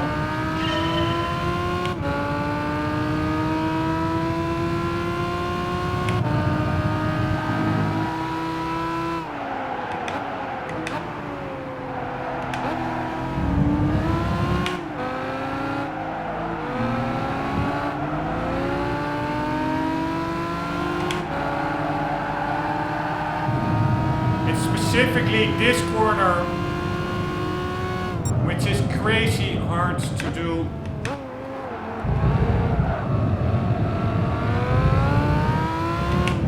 Without getting bumped. Here, he bumped me. Fucking hell, man. Fucking hell. Oh my god. I mean, I can win this race probably. I didn't win it yet, but playing bumper cards, it's probably quite easy to win. You don't want to win playing bumper cards.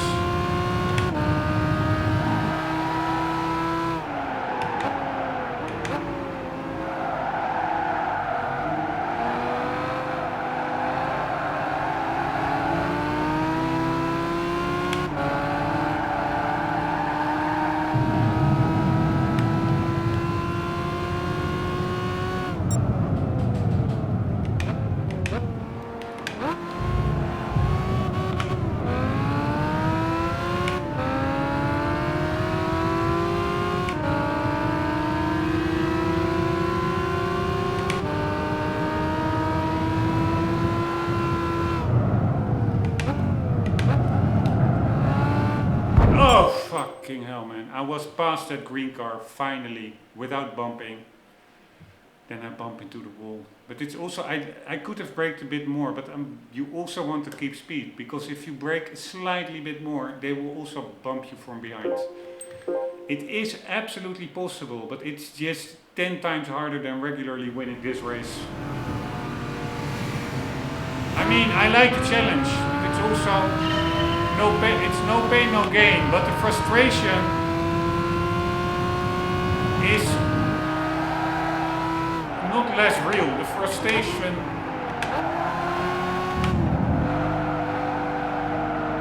is pretty damn real, I can tell you.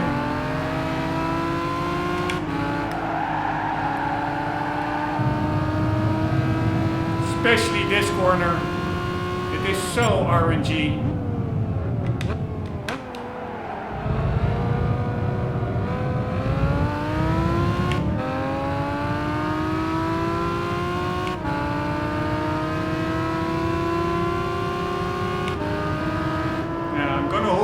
Now I will be... Oh my god. I was sandwiched. The car behind me was way too close. He would have bumped me if I would have held off more. Fucking hell, man. Fucking hell.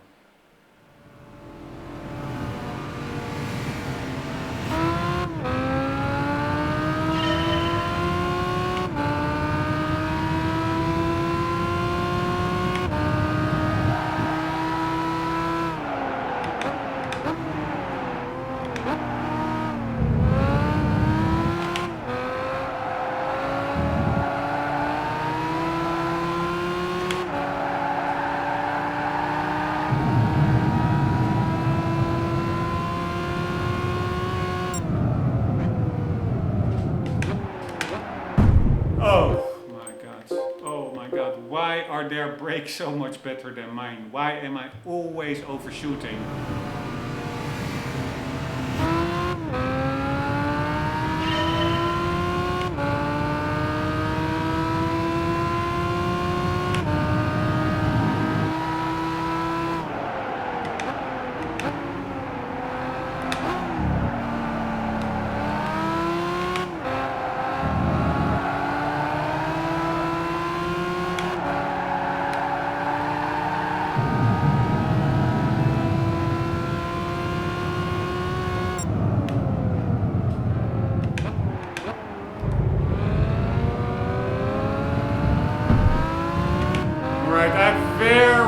Very lightly tap the wall there.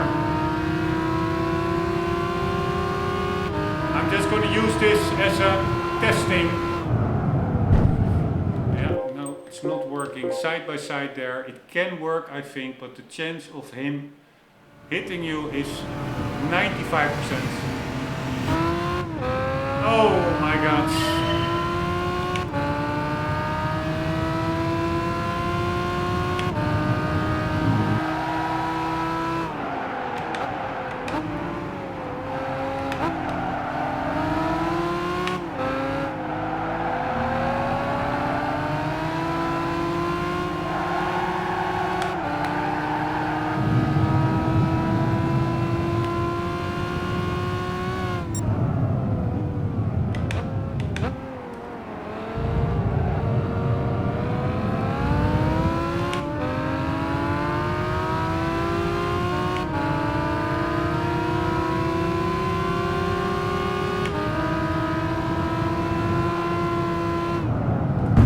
Oh fuck, alright, I need a fucking break, fuck this shit.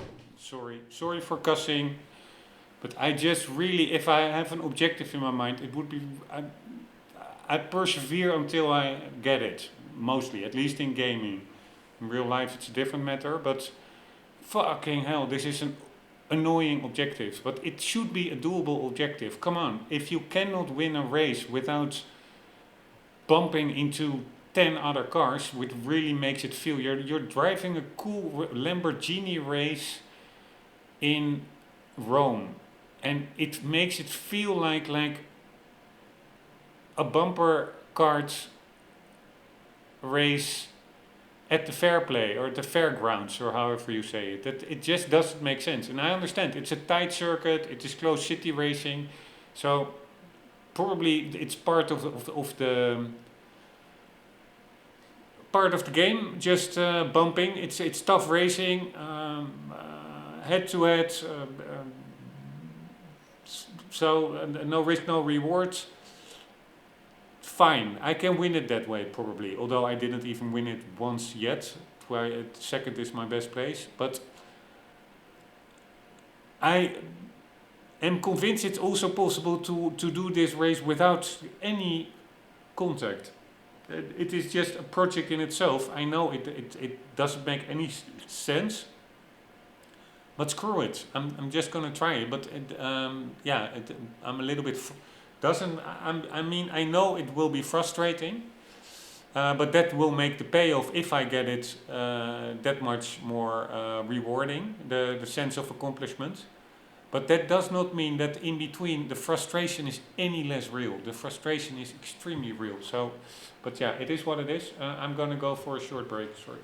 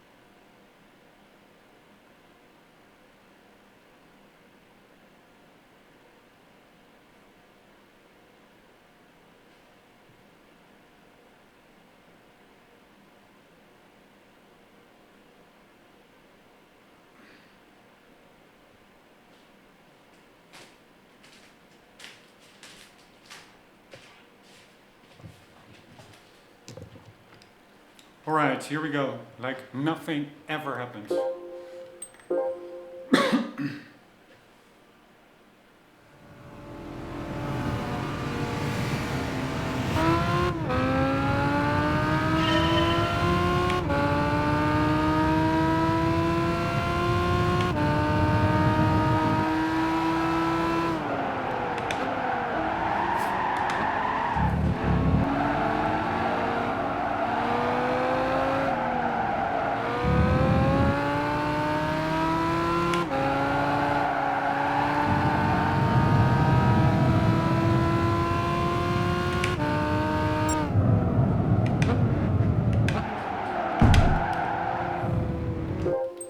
That was to be expected. Messy start. God damn it.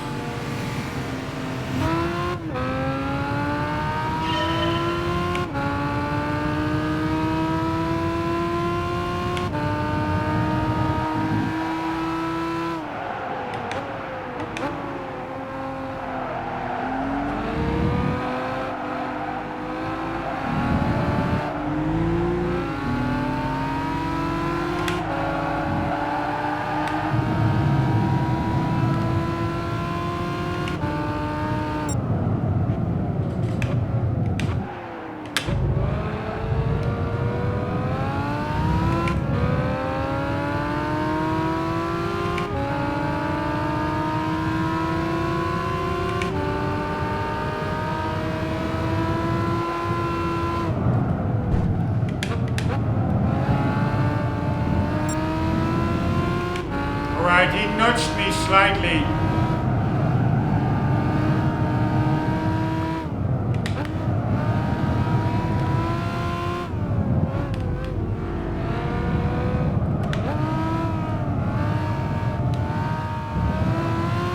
But I'm gonna take it. Fuck it.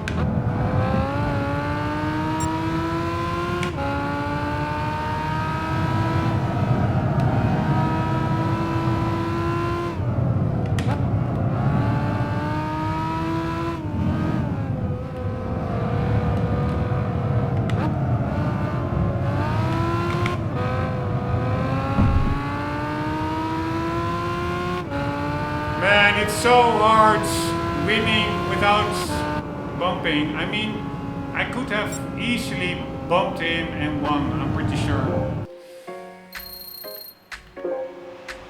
Here again, you get a lot of experience for a race that I've already won or was in second for 2 times before.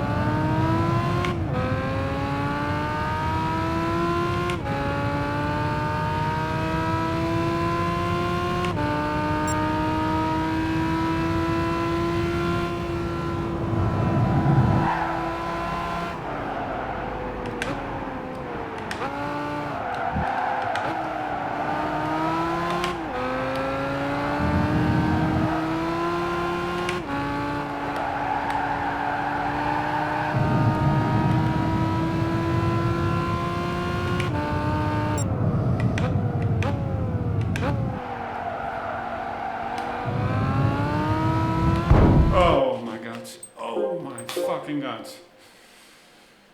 That was no bumps until second place. It was pretty good. Then I fucking bump into the wall.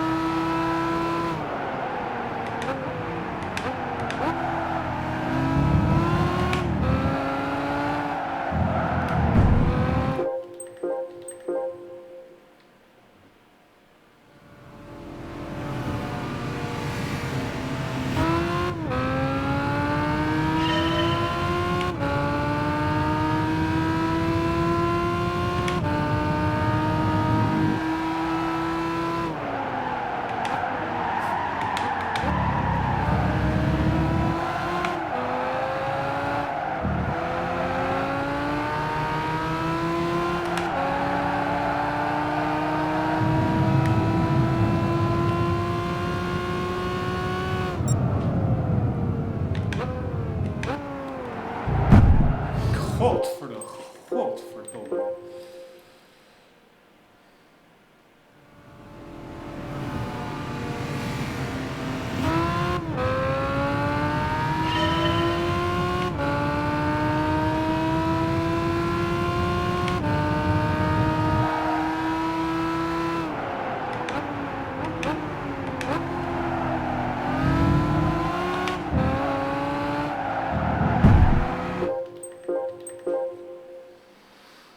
Oh my god, oh my god.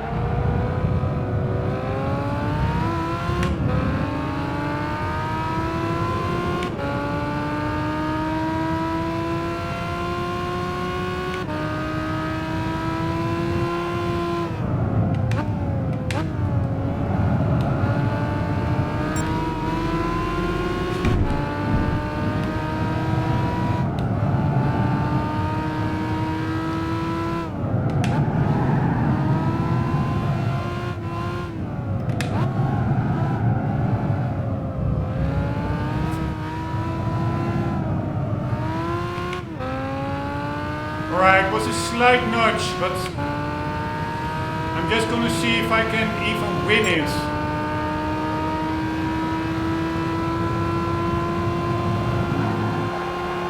Because that first place car,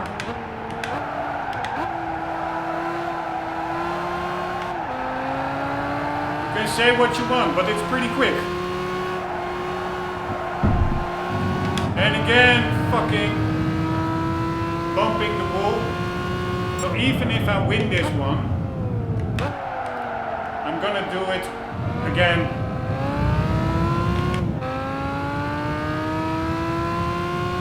I will just make it a practice run.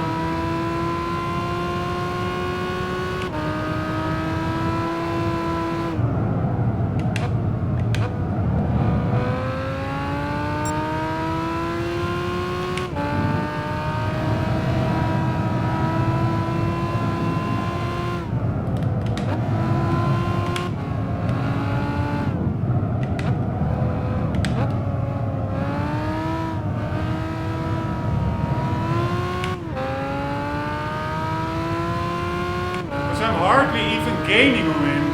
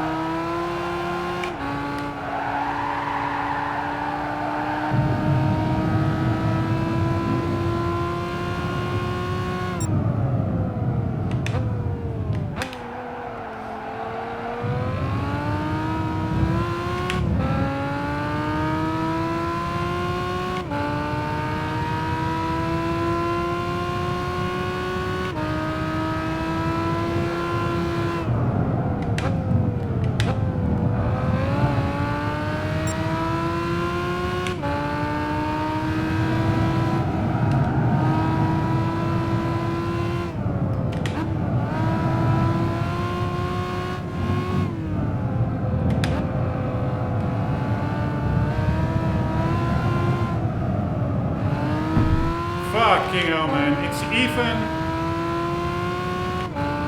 Oh my god.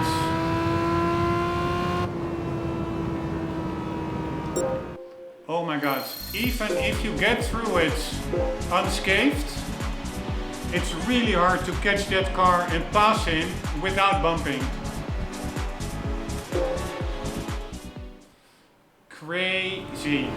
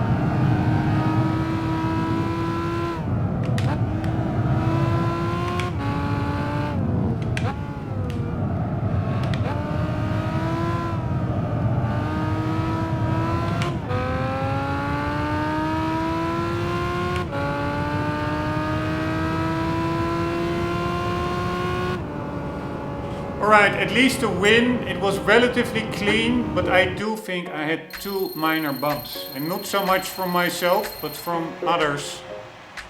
Gonna quickly see if it was acceptable, otherwise we will just continue, because that is the objective, a clean race.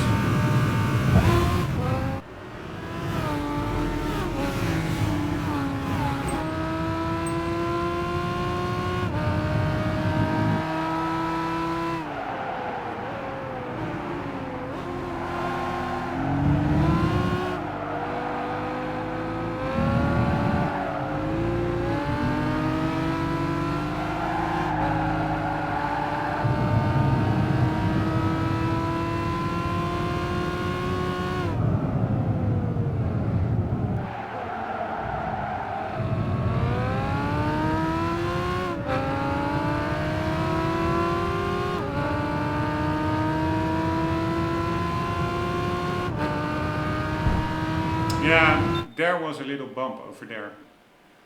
So let's check that bump.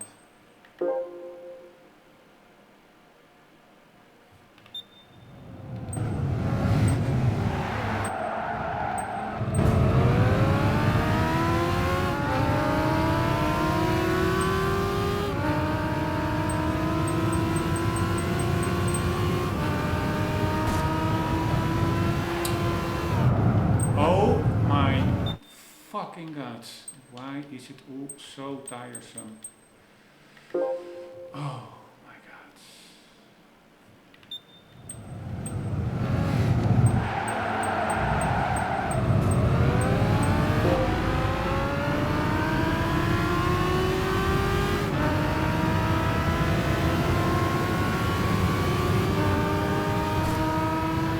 Yeah, it was me bumping him, I think. So this is not going to be it. It will be a clean race, no bumps. God damn it.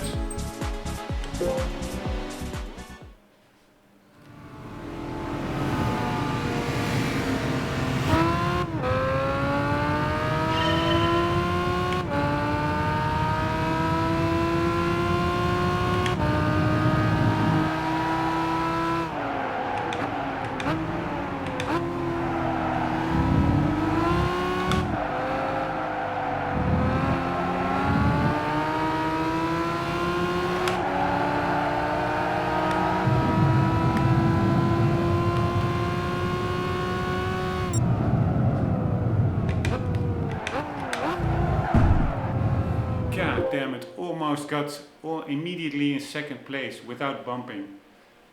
God damn it. But yeah, they also really don't mind where you are. Even if I'm in front, they just also bump you, and that's the annoying part. There are a lot of these restarts that are not necessarily my own fault.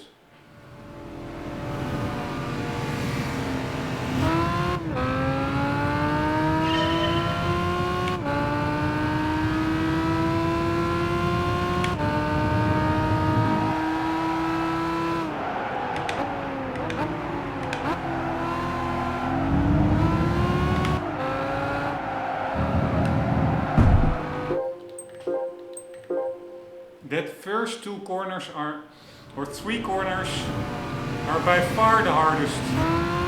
Getting through there with speed, but without contact.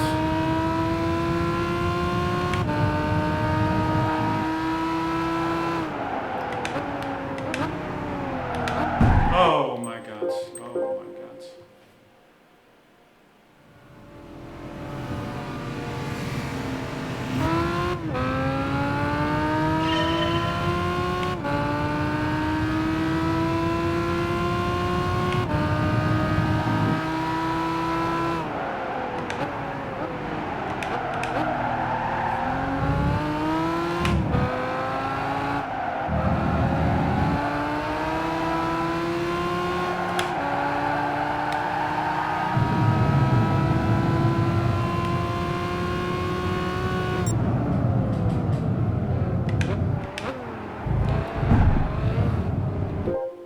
That's me bumping into the barrier, but also to the left That car that also just doesn't give way.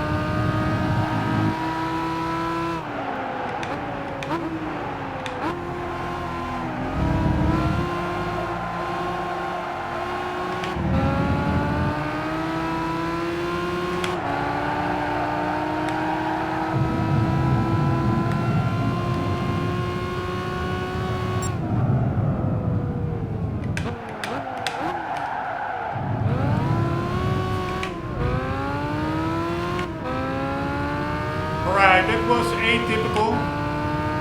I thought to try it anyways. Just outbreaking.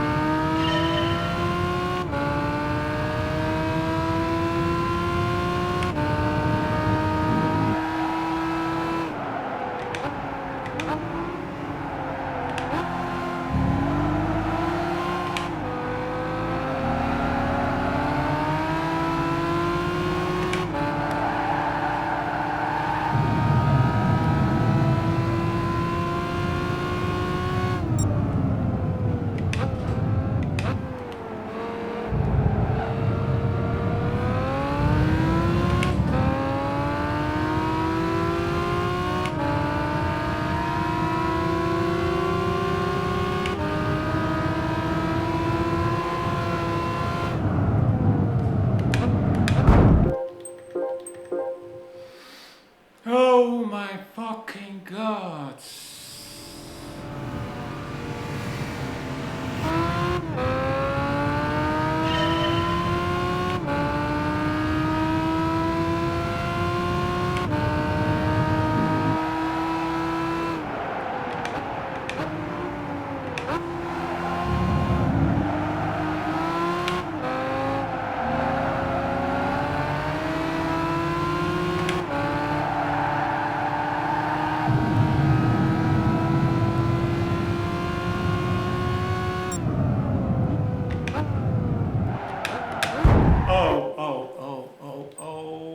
Oh, fucking hell, man.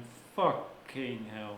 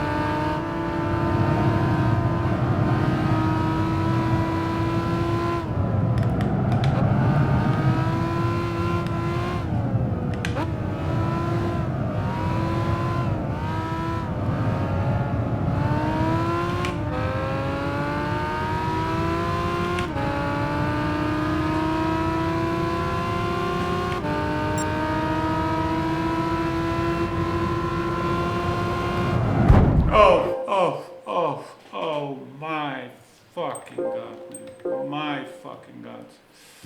What the fuck can you do?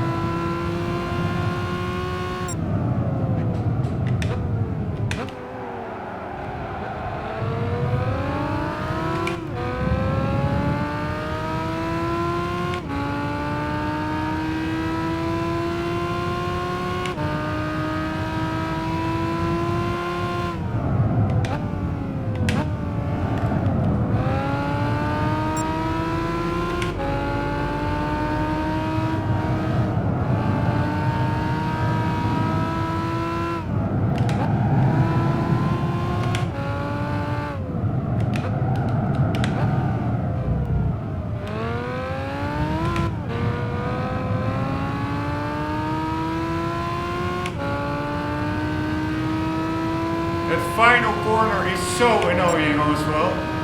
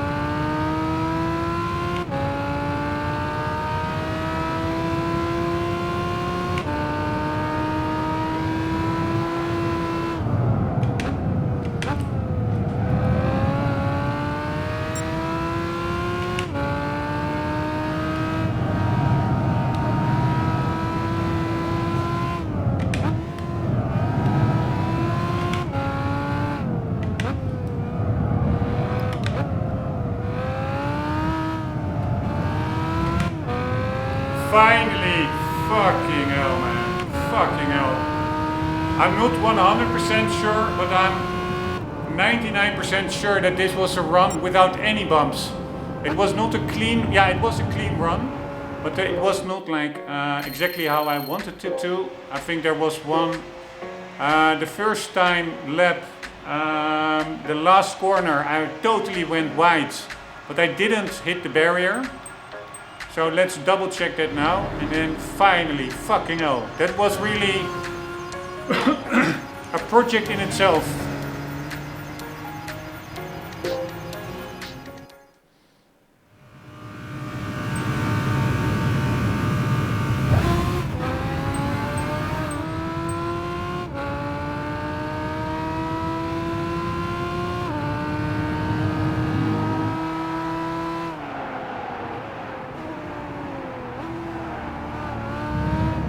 Man, that was close, but it was no bump, there was no contact.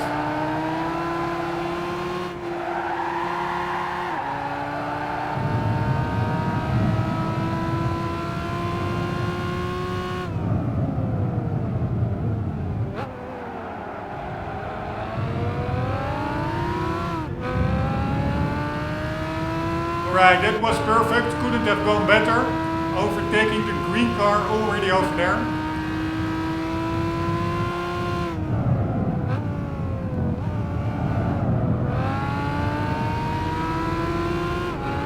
This also was a first for me, taking the inside line here, but it went well. Then I totally screwed up this corner. Such a tricky corner.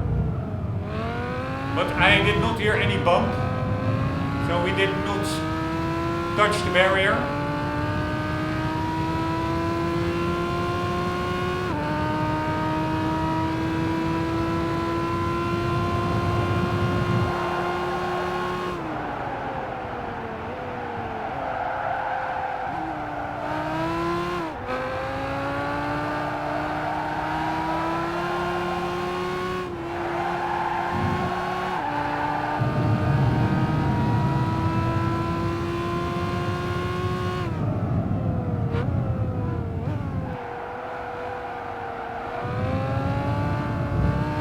Very close call, but no touching.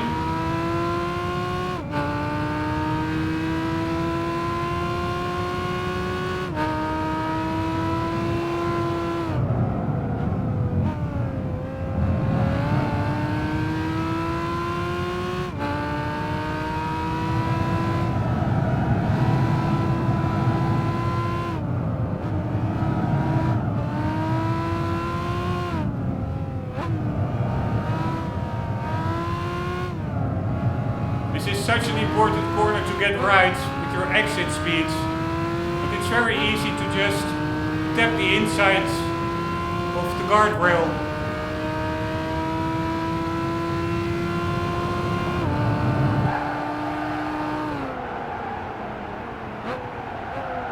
Also pretty damn close, but no touching.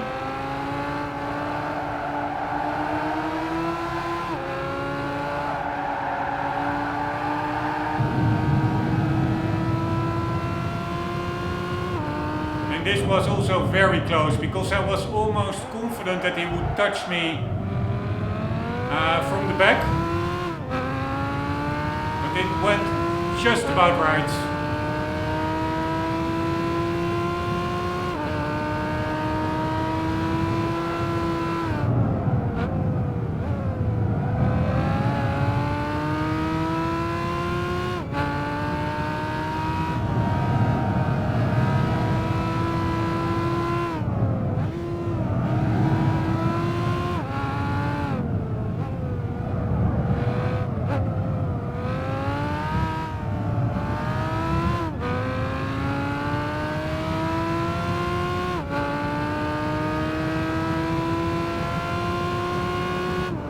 Alright, that was pretty damn crazy, I found. Let's do that one more time from the outside, because it is in itself a very cool race, like the setup. Lamborghinis from all eras racing through Rome. What do you want more, I would say. Wait, Why isn't it starting? Wrong button.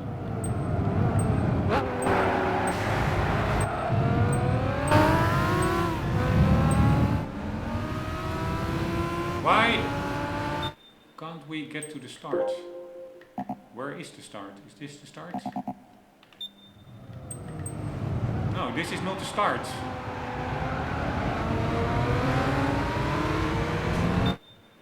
Alright. Don't understand that. Probably you can only rewind to a certain, not all the way to the start always. Maybe it's not in memory anymore or something.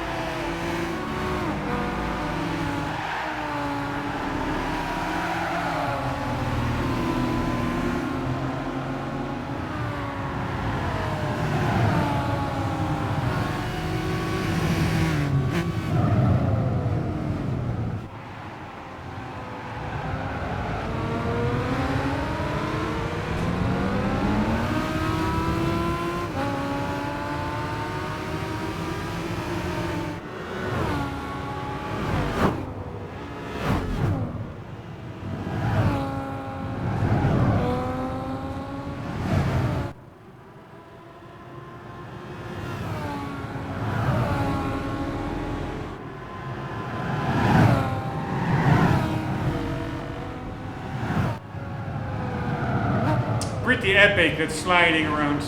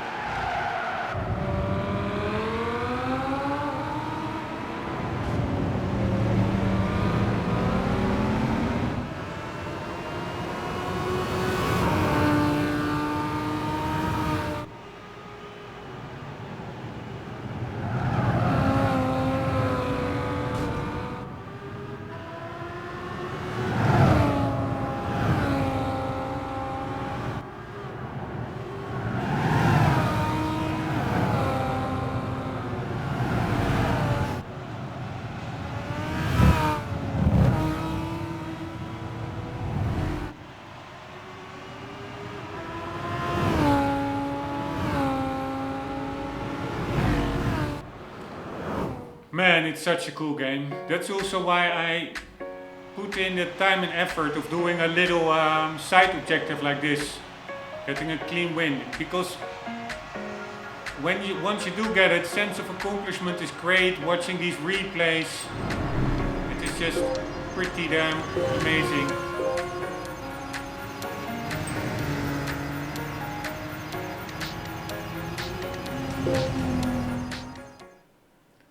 Pretty damn amazing. Alright, in the pockets. Next one we're going to do British lightweights, also very fun. United Kingdom 12 kg or less, 1200 kg. Now it's basically all the Lotus Elise, Lotus Elan, TVR even as well. Was not aware that the TVR was that light actually. V8s or the Griffiths. There, it's all around 450, 500 pp. Triumph Spitfire. I think that will be a little bit too underpowered. MGTF 160. I am probably either going for a TVR or a Lotus.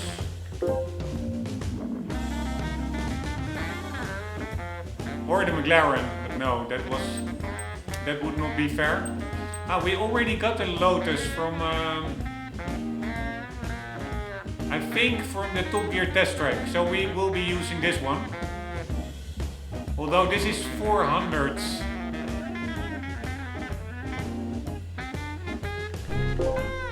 What was the thing? Yeah, 400 is a little bit too little.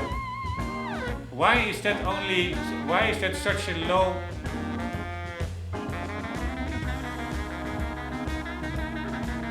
PP car? It is less than the Triumph Spitfire. It doesn't make any sense. It looks like a pretty special edition even.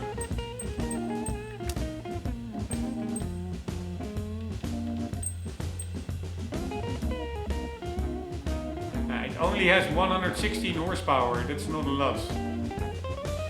But it only weighs 800 kg.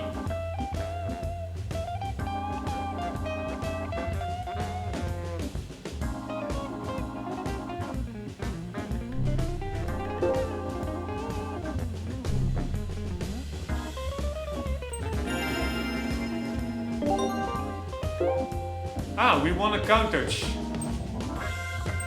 I wonder if that Countach Anniversary Edition, which we do not have, but is that a premium car or not? Or this one? Would not surprise me. No, it's not. But still looks pretty cool.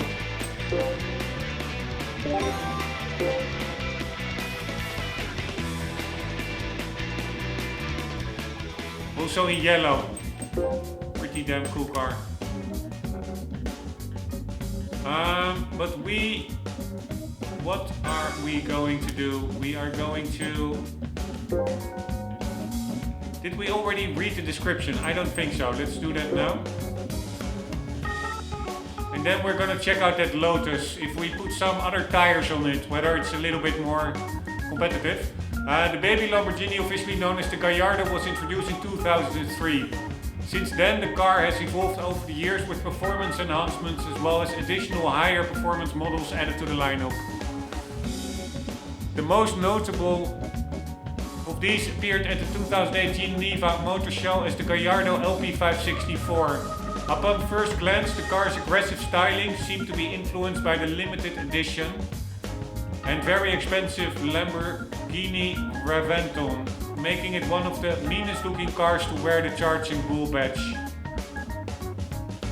I don't find it's not that mean looking, right? I don't understand. As for the car's performance, it was equally mean. The most prominent change under the sheet metal was the engine. A V10 that grew from 4961cc to 5204cc. Breathing improvements were also performed, and when combined with its higher compression ratio, the engine produced a whopping 552 horsepower and 398.5 feet-pound of torque, an improvement of 39 horsepower and 22.4 foot-pounds from the original Gallardos. Power was routed To all four wheels, the 560 in the car's name is a reference to engine output, while the 4 stands for four-wheel drive. A choice of 2 transmissions came mated to the engine,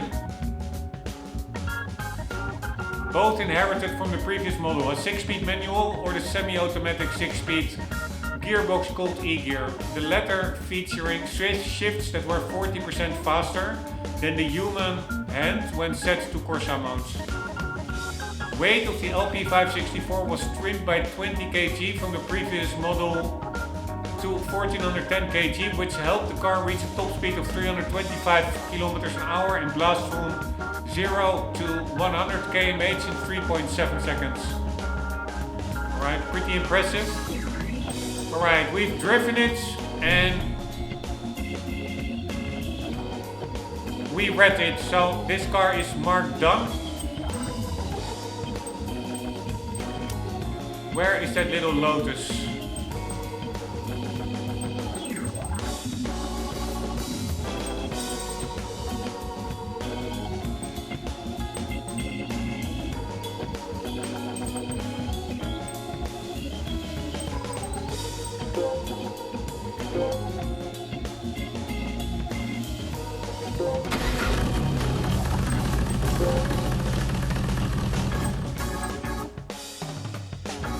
The limited edition Type 72 that paid tribute to the company's legendary Formula 1 racer in paint scheme, with all of them powered by the same engine that produced 143 horsepower.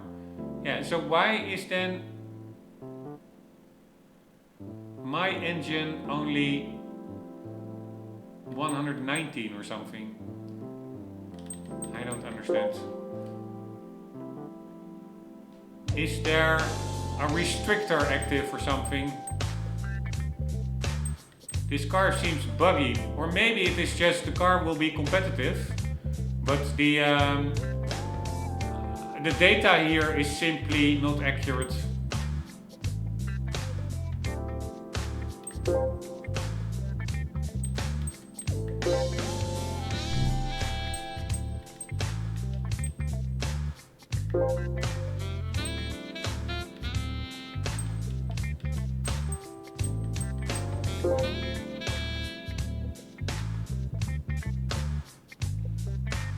Yeah, it's no power restrictor or anything.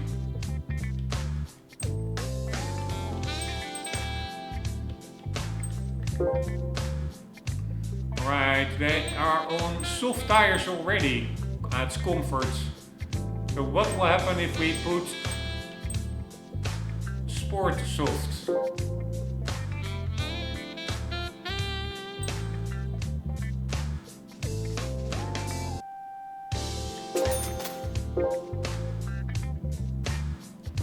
I don't understand why that doesn't change the performance points. It makes a huge difference.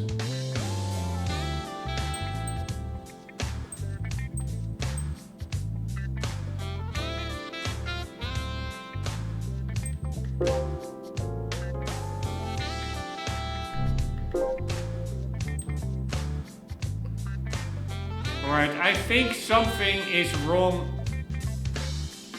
with this one. Well, the original Series 1 Lotus Elise wowed sports car enthusiasts with its lightweight and capable chassis. It was the Series 2 that bowed in 2000 with its more powerful engines and crisper sheet metal that attracted even more people to the British sports car mark. More variants were added, the luxuriously appointed for Lotus 111S, the better handling Sports 111 and the limited edition Type 72 that paid tribute to the company's legendary Formula 1 racer in paint scheme, with all of them powered by the same engine that produced 143 horsepower and 128 feet-pound of torque. Peak output was later raised to 156 horsepower.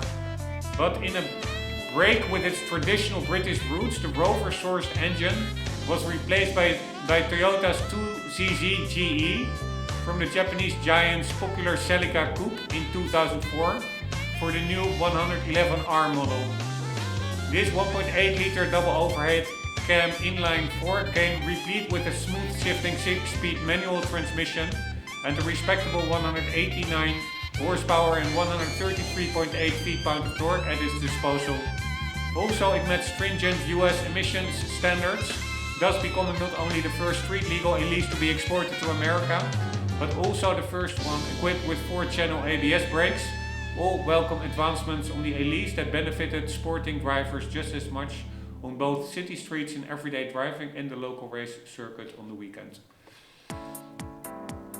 Alright, we will just be using this car. It looks pretty cool in that black and gold liver color scheme. A little bit from the John Player Special Formula 1 era. I think that is indeed the Lotus 72. Let's check it out. Pretty sure that will be the John Player Special one. Lotus 72.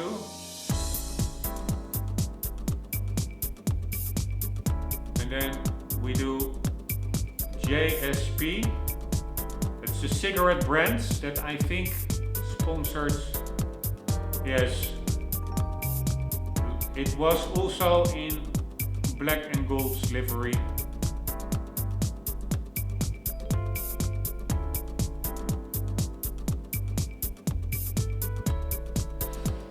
Anywho,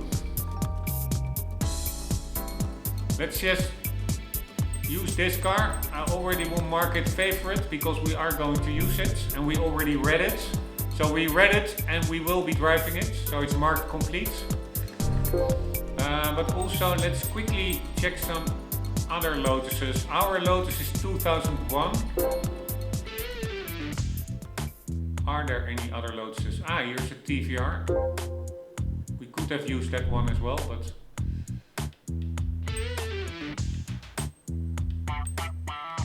Lotus makes more sense. We already have it.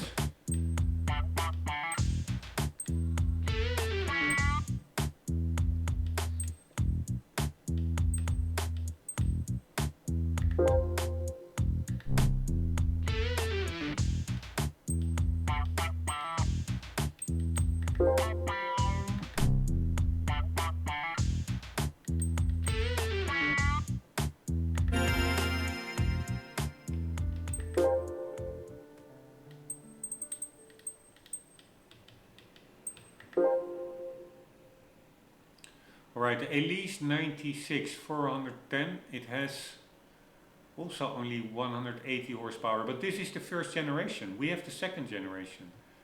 We have something like this one, but this is the R, so that is probably a little bit more performance oriented.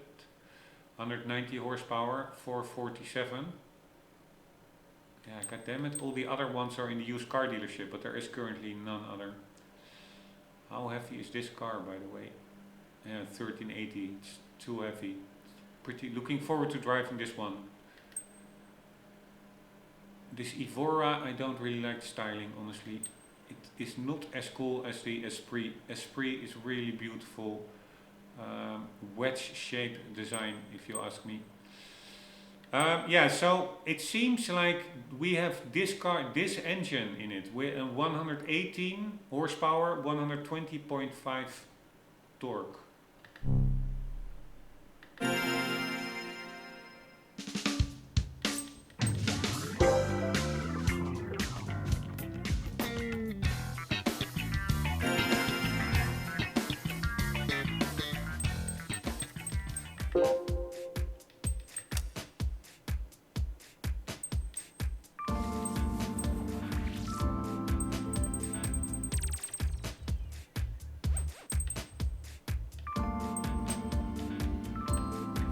We have even less than the version 1. We have 116 horsepower. Alright, let's quickly Google it. We do GT5, a Lotus Type 72, and then per 4 months figures.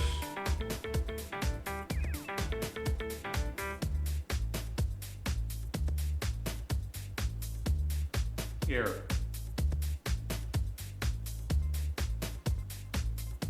.8 liter, 118 horsepower.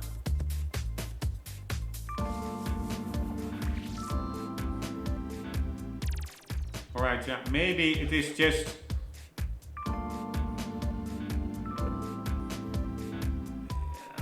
correct, but it doesn't make sense with the description, because the description literally says more variants were added. 111S, Sports 111, Type 72, all of them powered by the same engine that produced 143 horsepower. So it doesn't make any sense.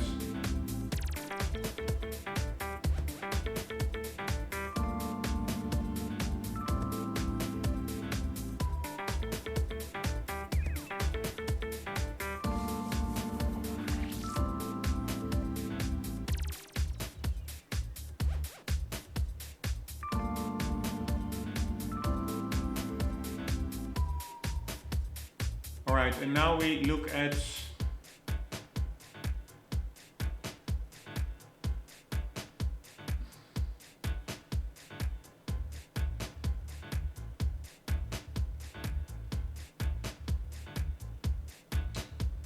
I wanted to say the real life data.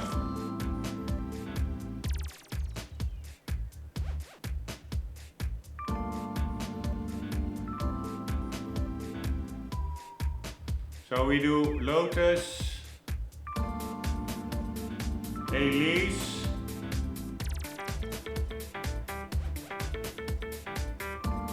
(2001).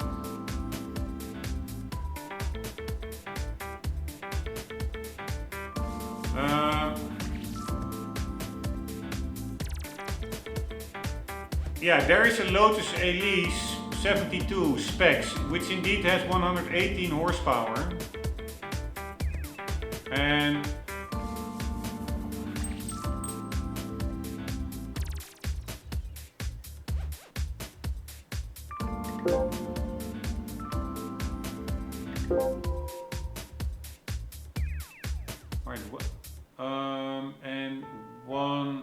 and 20, here it says 123 foot-pound of torque, but that's the generation 1, that's not the generation 2. I think they got the performance figures from the generation 1 here. So then we look at the, so that is the Lotus Elise Type 72 specs.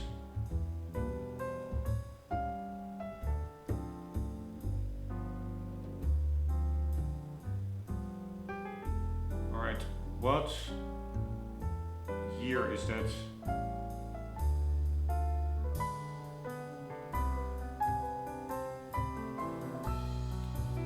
Sorry, it's taking a while because there are sites with 2 annoying cookie pop-ups. I just don't visit them.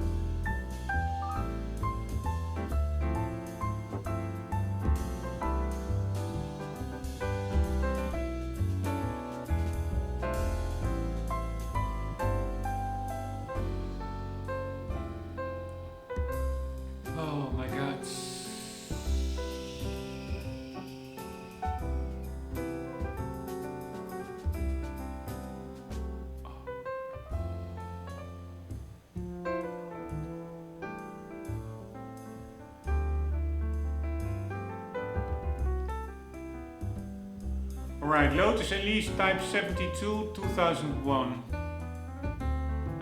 Fuck me, then you only get Gran Turismo hits. Why is it all so fucking tiresome? Sorry for cussing, but...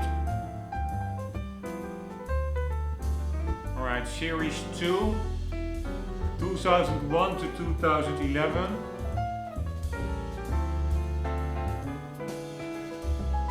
There's one that still had the Rover engine, but so maybe that one is only 118 horsepower.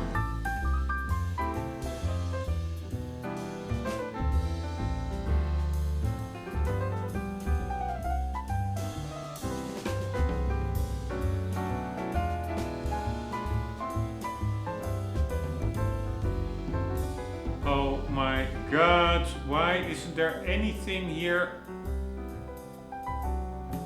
on the 72?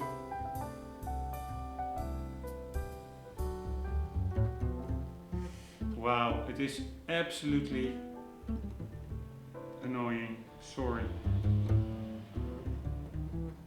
Why is there no information available if you do 2001 Lotus Elise Type 72 specs? That is not that hard to search, right? Shouldn't be.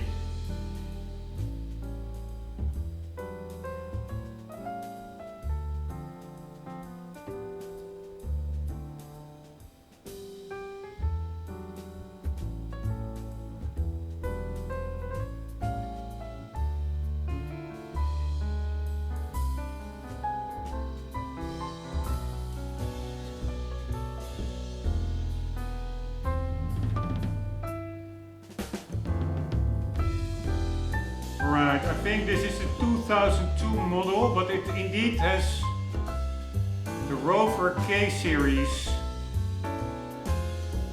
122 horsepower.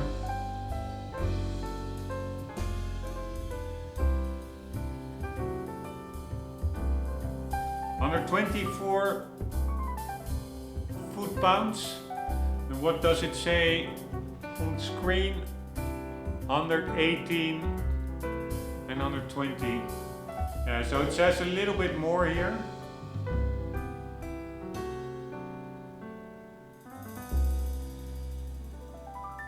Yeah, so what I think is the case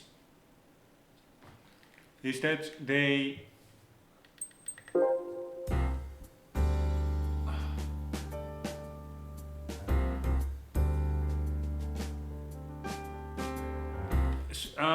still had the old Rover engine and not the Toyota. No, but the Toyota is 189 horsepower. So that is for sure not the Toyota engine. Alright, it is just extremely confusing. It says here basically that the car has 143 horsepower, while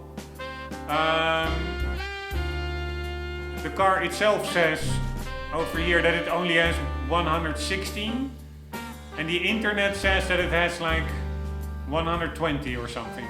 It is all over the place, but yeah, it is what it is. Sorry that I am sounding maybe a little bit annoyed, but that's also because the weekend is over and there's again a week of only frustrating work waiting for me. So yeah, that doesn't really help. Anyways, unfortunately, if I wouldn't have had to work, I would have continued 24/7. But it is what it is. It's 9:30 Sunday evening, still have to eat. So unfortunately, I have to end the episode here. We'll continue hopefully tomorrow after work. Hope you enjoyed. Hope to see you in the next one. And for the meantime, never forget, always do keep on gaming. Later.